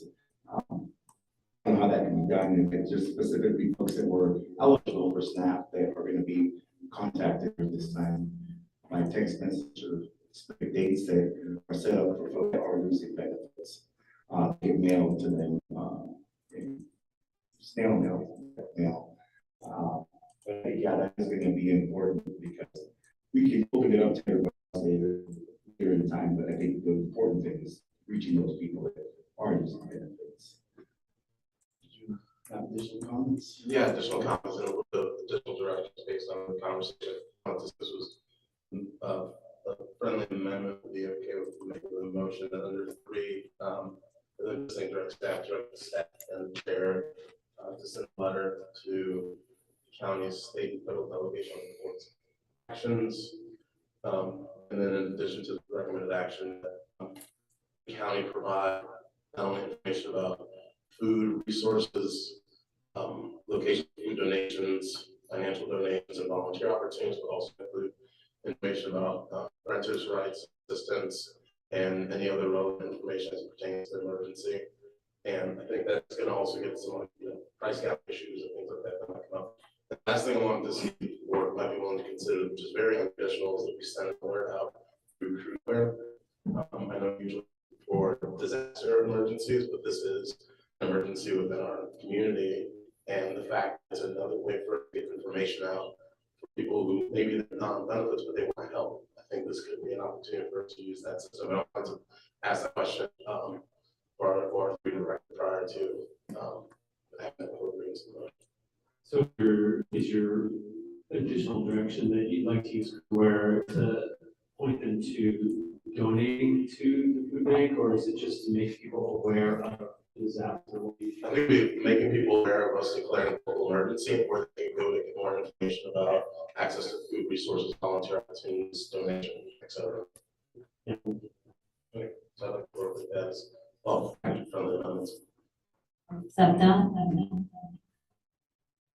So, Madam Clerk, we do have. Okay, before you go, I just wanted to, before you make a motion or take the vote, just add, I'm hearing from some county executives that they've been trying to target if they're using their systems like our cruiser where to actually target the SNAP recipients. So this is a question for HSD. If we have access to the telephone numbers of our SNAP recipients, could we send a more targeted alert? I'm a little bit worried that we alert the whole county. I don't want to use all the food on the people who might not need the food. So that's just kind of a refinement that maybe we can look into the staff.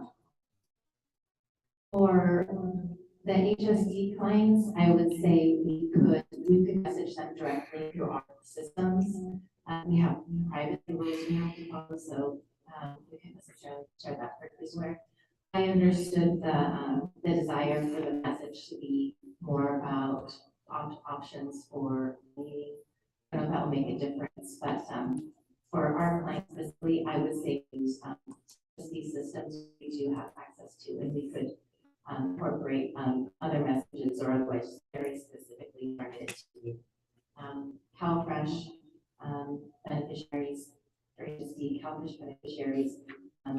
redistribution information and resource speech.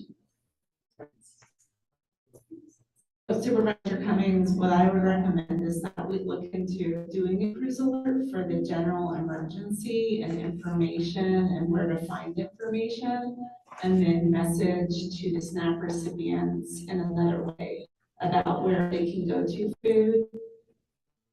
I'll incorporate that. As long as we make it okay. Yes. So thank you. Before we take place, I want to say that I want to thank both the county staff, my colleagues here on the board. Every time we face these things, you know, whether it's the threat of ICE, it's our things that we're dealing with now with food insecurity, that we always deal with it with a sense of compassion and thoughtfulness. So thank you for all our work behind it too as well. And clerk, if we could take a vote now. Supervisor DeSerpa. Aye. Cover. Aye. Martinez. Aye. Koenig. Aye. And Hernandez. Aye, motion passes unanimously. Chair, if I may, we've received information from multiple sources that the quality of the audio has deteriorated again significantly. Our information services team has located a potential solution. May we take a 5-minute recess to attempt that solution? We are going to lunch right now and convene back at 1:30 for closed session. Wonderful, thank you. Yes. I just wanted to note, I anticipate there may be a recorded election at a closed session.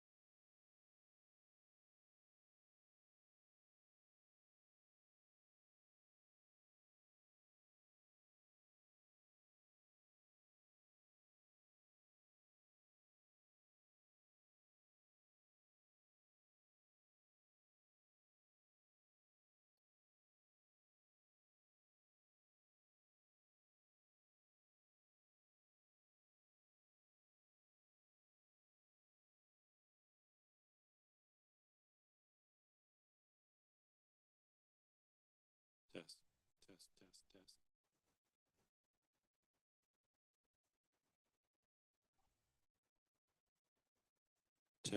test, test, test. Test, test, test, test.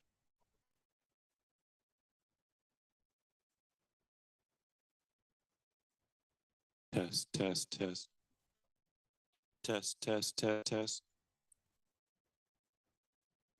Test, test, test, test. Test, test, test, test. Test, test, test.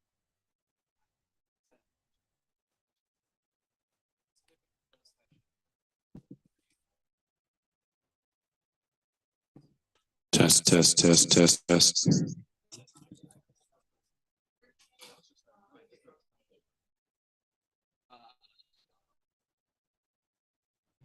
Test, test, test.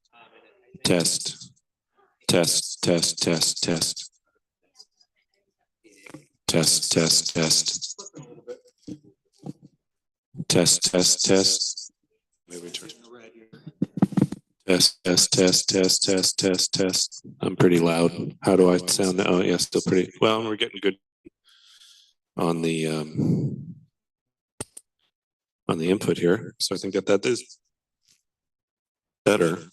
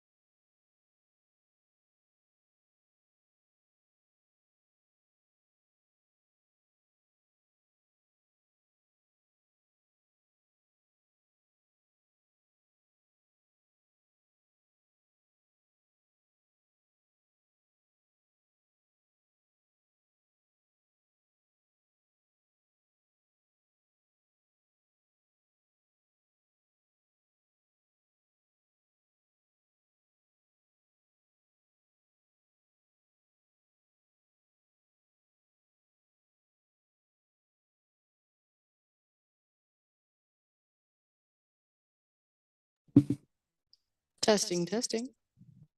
1, 2, 1, 2.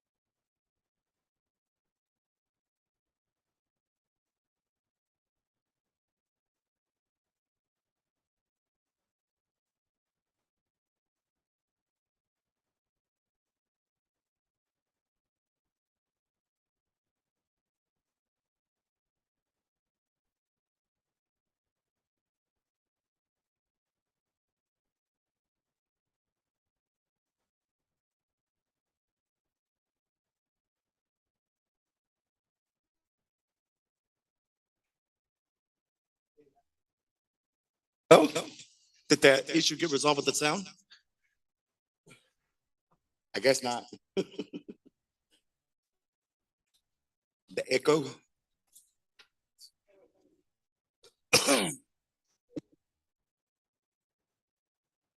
Once you open, I just need to report out. Once the meeting, I just need to report out. Okay, do we have any reportable from closed session?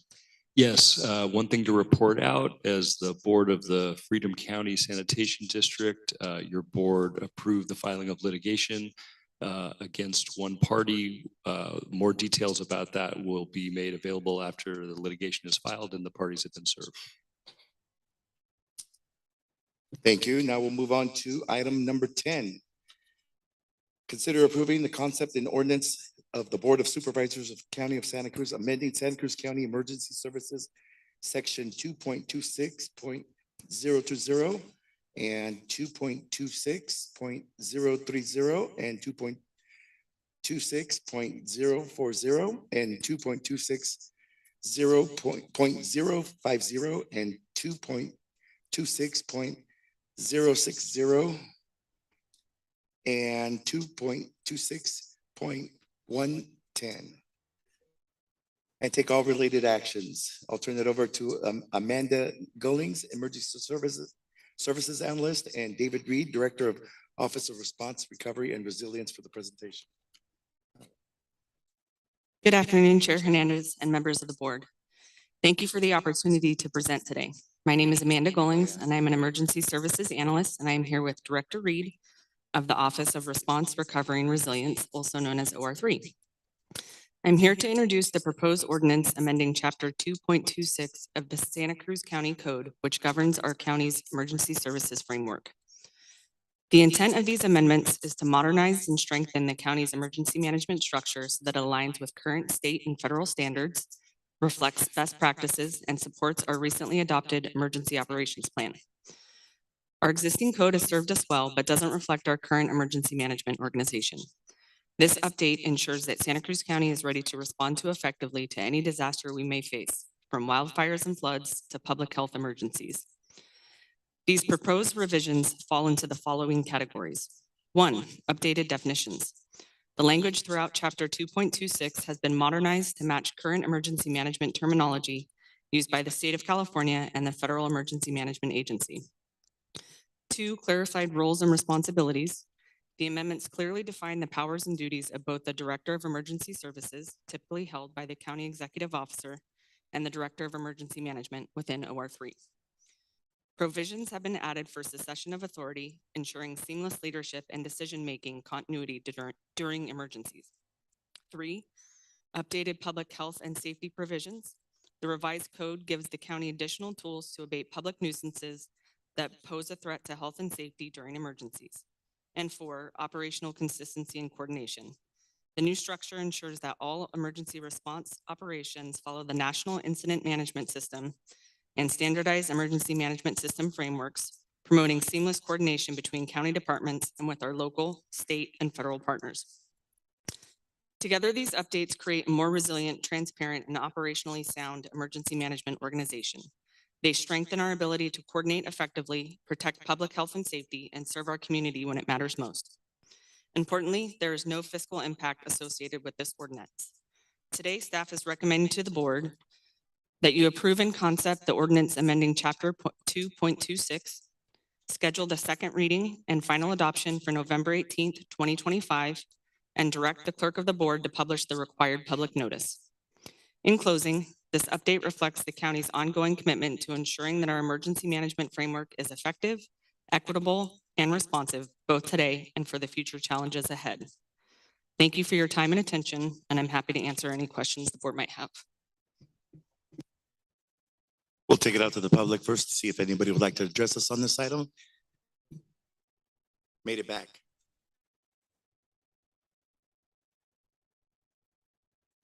Thank you, Becky Steinbrenner. I have a concern about the county's readiness to respond to a battery energy storage fire smoke plume. It was evident that the county did not know what to do when it happened just across the bay at Moss Landing. And I want to know that these changes will indeed make future responses seamless, even if there are disasters that happen in neighboring counties but do affect us. What is the procedure for working with collaboratively the other counties when something happens there, but it affects us? The smoke plume from the Moss Landing fire did affect us. And I was very disappointed to see that this county basically said, that happened in Monterey.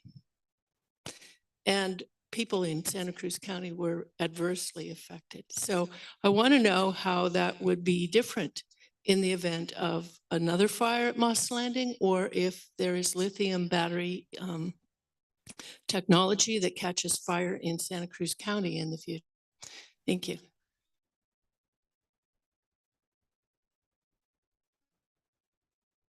Anyone online?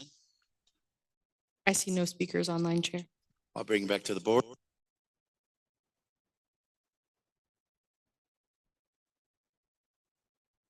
I'll move the recommended actions. I'll second. We have a motion from Supervisor. We have a motion from Supervisor Koenig and a second from Supervisor DeSerpa. Can we take roll call? Supervisor DeSerpa? Aye. Cummings? Aye. Martinez? Aye. Koenig? Aye. And Hernandez? Aye. Motion passes unanimously. Next, we have item 10.1, which was 31. Was that Supervisor? Oh, yeah. Thank you. This is the appointment to CSAC. It's been an honor and a pleasure to be our board's representative on the California State Association of Counties for the last couple of years, and I appreciate the nomination again this year, or for the next year. However, I do feel that it is a rather demanding appointment, and I need to spend a little bit more time with my family, and so I would like to give up the position and nominate one of you instead, or support one of your nominations. I'll be honest when thinking about this, as far as which of us would be best prepared to do this work or best suited. I did think of Supervisor Cummings because he's been so proactive in terms of following state bills and making sure that we have a prepared county statement on those. And of course, your time on the Coastal Commission also prepared you well for the grueling road warrior life. But I think that any one of you would be well suited, and that's all I have to say. Thanks. I can't do the chair. I'd be happy to serve as CSAC rep.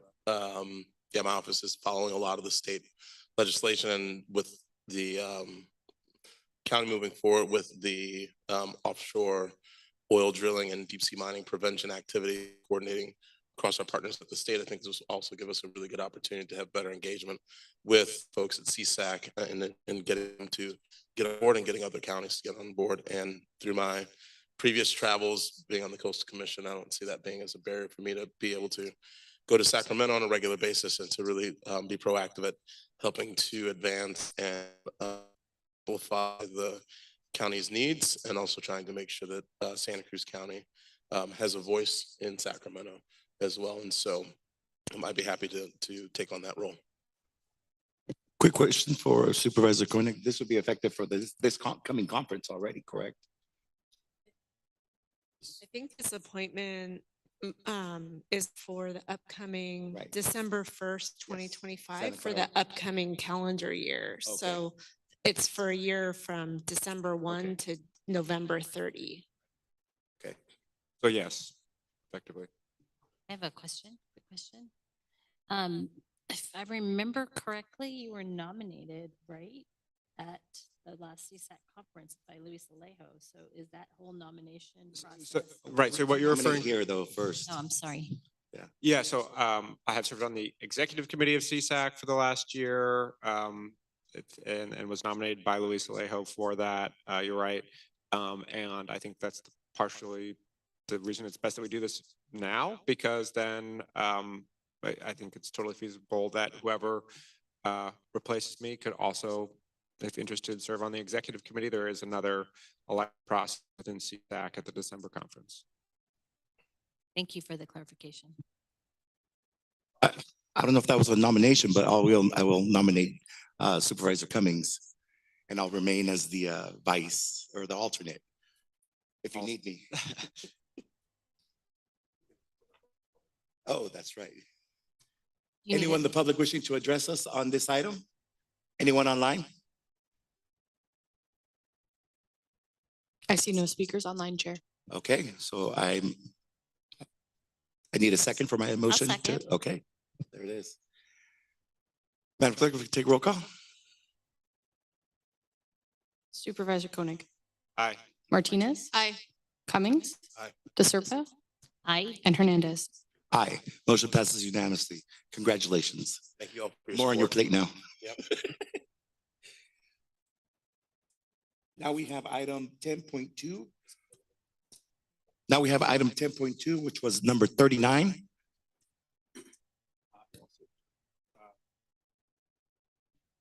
Thank you, Chair.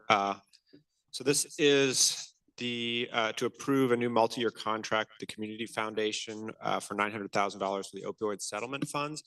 And I see that that Marnie Sandoval, Dr. Sandoval is here and is waited patiently to address this item. So I do have a couple of questions if you don't mind coming up.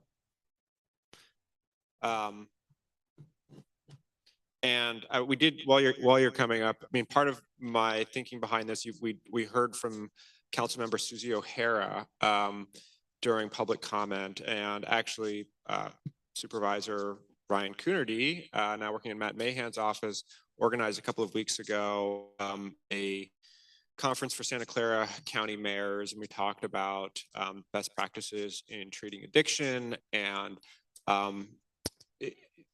these opioid settlement funds are sort of the only completely discretionary but flexible funding we have to do that. And so it's very energizing. We'd be happy to share more about that with you all at another point.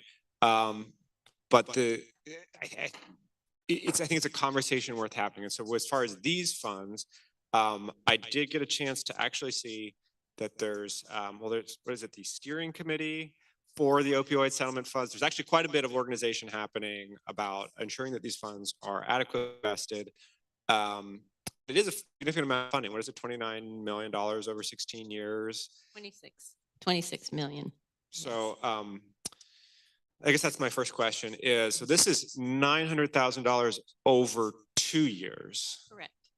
Yes, so what you're looking at with this particular board item is specific to a set of dollars that have been purposely set aside to allow community nonprofit organizations to apply for funding in the substance use prevention and intervention space.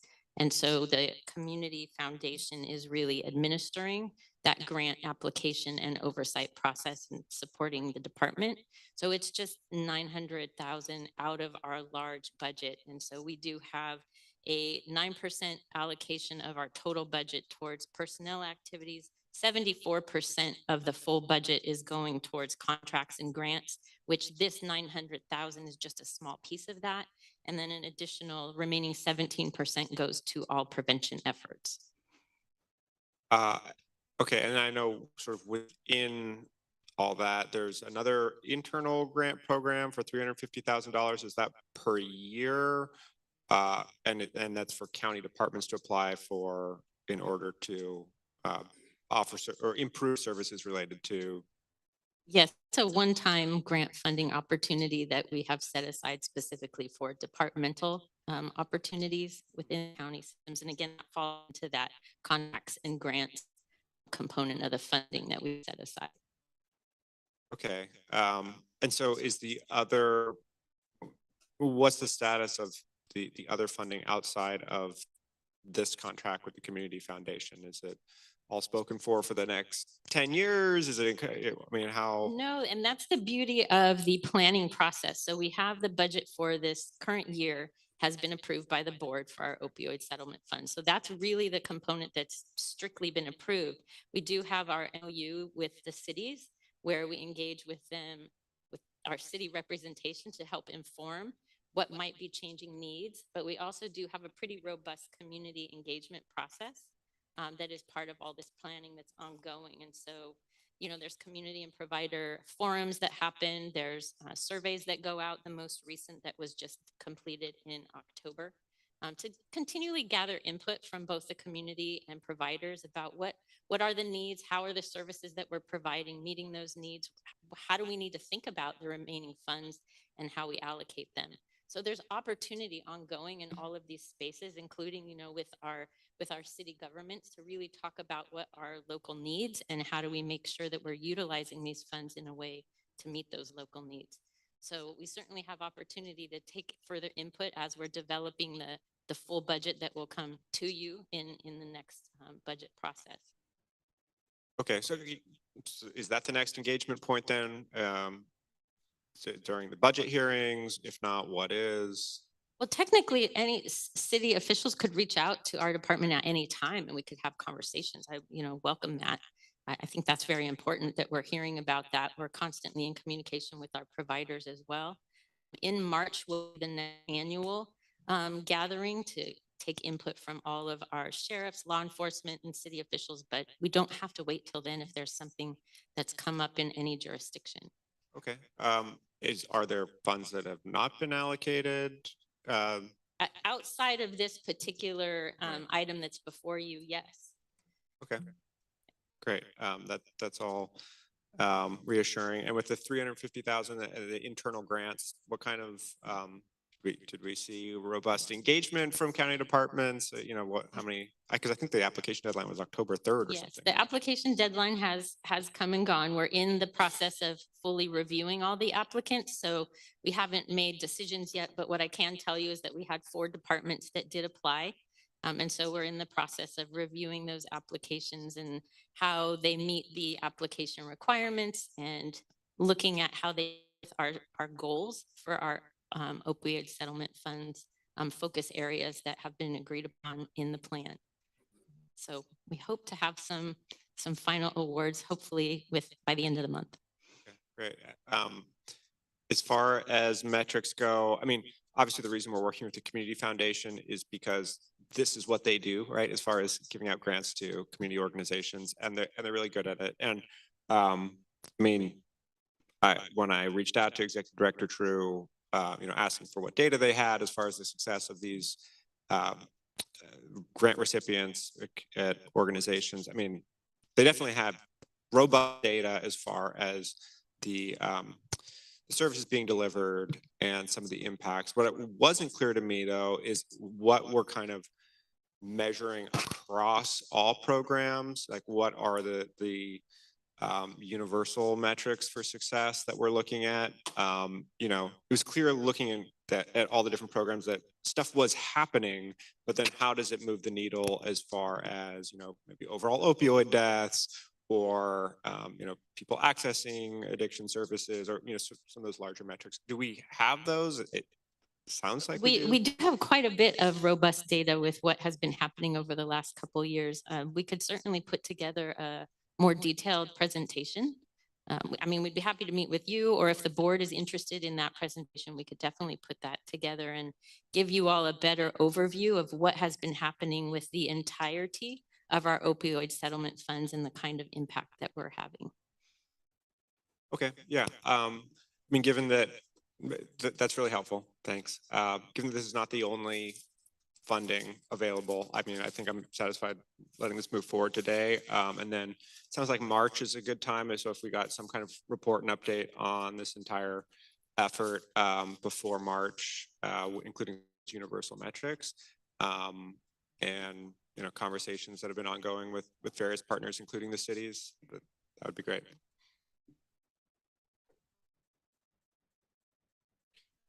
So we'll open it up to the public, see if anyone would like to address us on this item.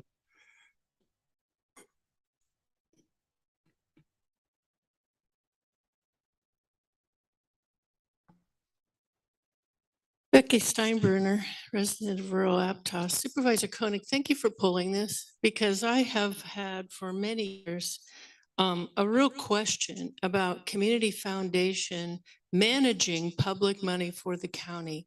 It doesn't seem right to me. In the past, I have tried to determine on my own how those monies are being spent. And I've always been told the Community Foundation workings is not open to the public. Their board meetings are not open to the public. And my Public Records Act requests could not be honored because they are a private foundation.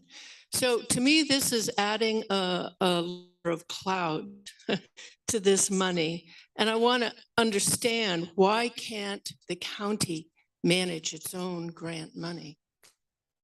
Why can't our county people being paid to do this kind of work manage our own grant or this money? It's a lot. I did a bit of math, and check me on it, but that would work out to about $1.4 million a year over 18 years. Where is the number of 900,000 a year coming up? It's not the full amount. I've just heard that there will be a one-time grant, I don't know, 350,000. So is that to be included per year? Is that 350,000 annual grant for county operations of this service going to be every year? It's not clear. The other thing that bothers me is under the prioritization of organizations, there's no mention of veterans as a priority. That should change. They should be at the top of the list. And I'm out of time, but I would appreciate answers to the questions that I have raised here for you now. Thank you again for pulling that. Is there anyone online wishing to address us? I see no speakers online, Chair. Okay. Would our CEO want to answer about the capacity of us administering the money? Connie wasn't able to be here today, but she is looking at that. So that's one thing. It was too late to make any sort of adjustment right now because of our relationship with the Community Foundation. She's going to be looking at and figuring out whether it makes sense to bring administration of that in-house. I'll make a motion that we move to move the recommended actions with additional direction for staff to return with a report no later than March 2026 with information about how we're measuring the impact of opioids in our community, and that describes the internal grants made county departments, and requesting that the DA provide information on lessons learned from the PACT, the Partnership for Accountability, Connection, and Treatment program, and any opportunities to reimagine that program based on best practices for eating addiction.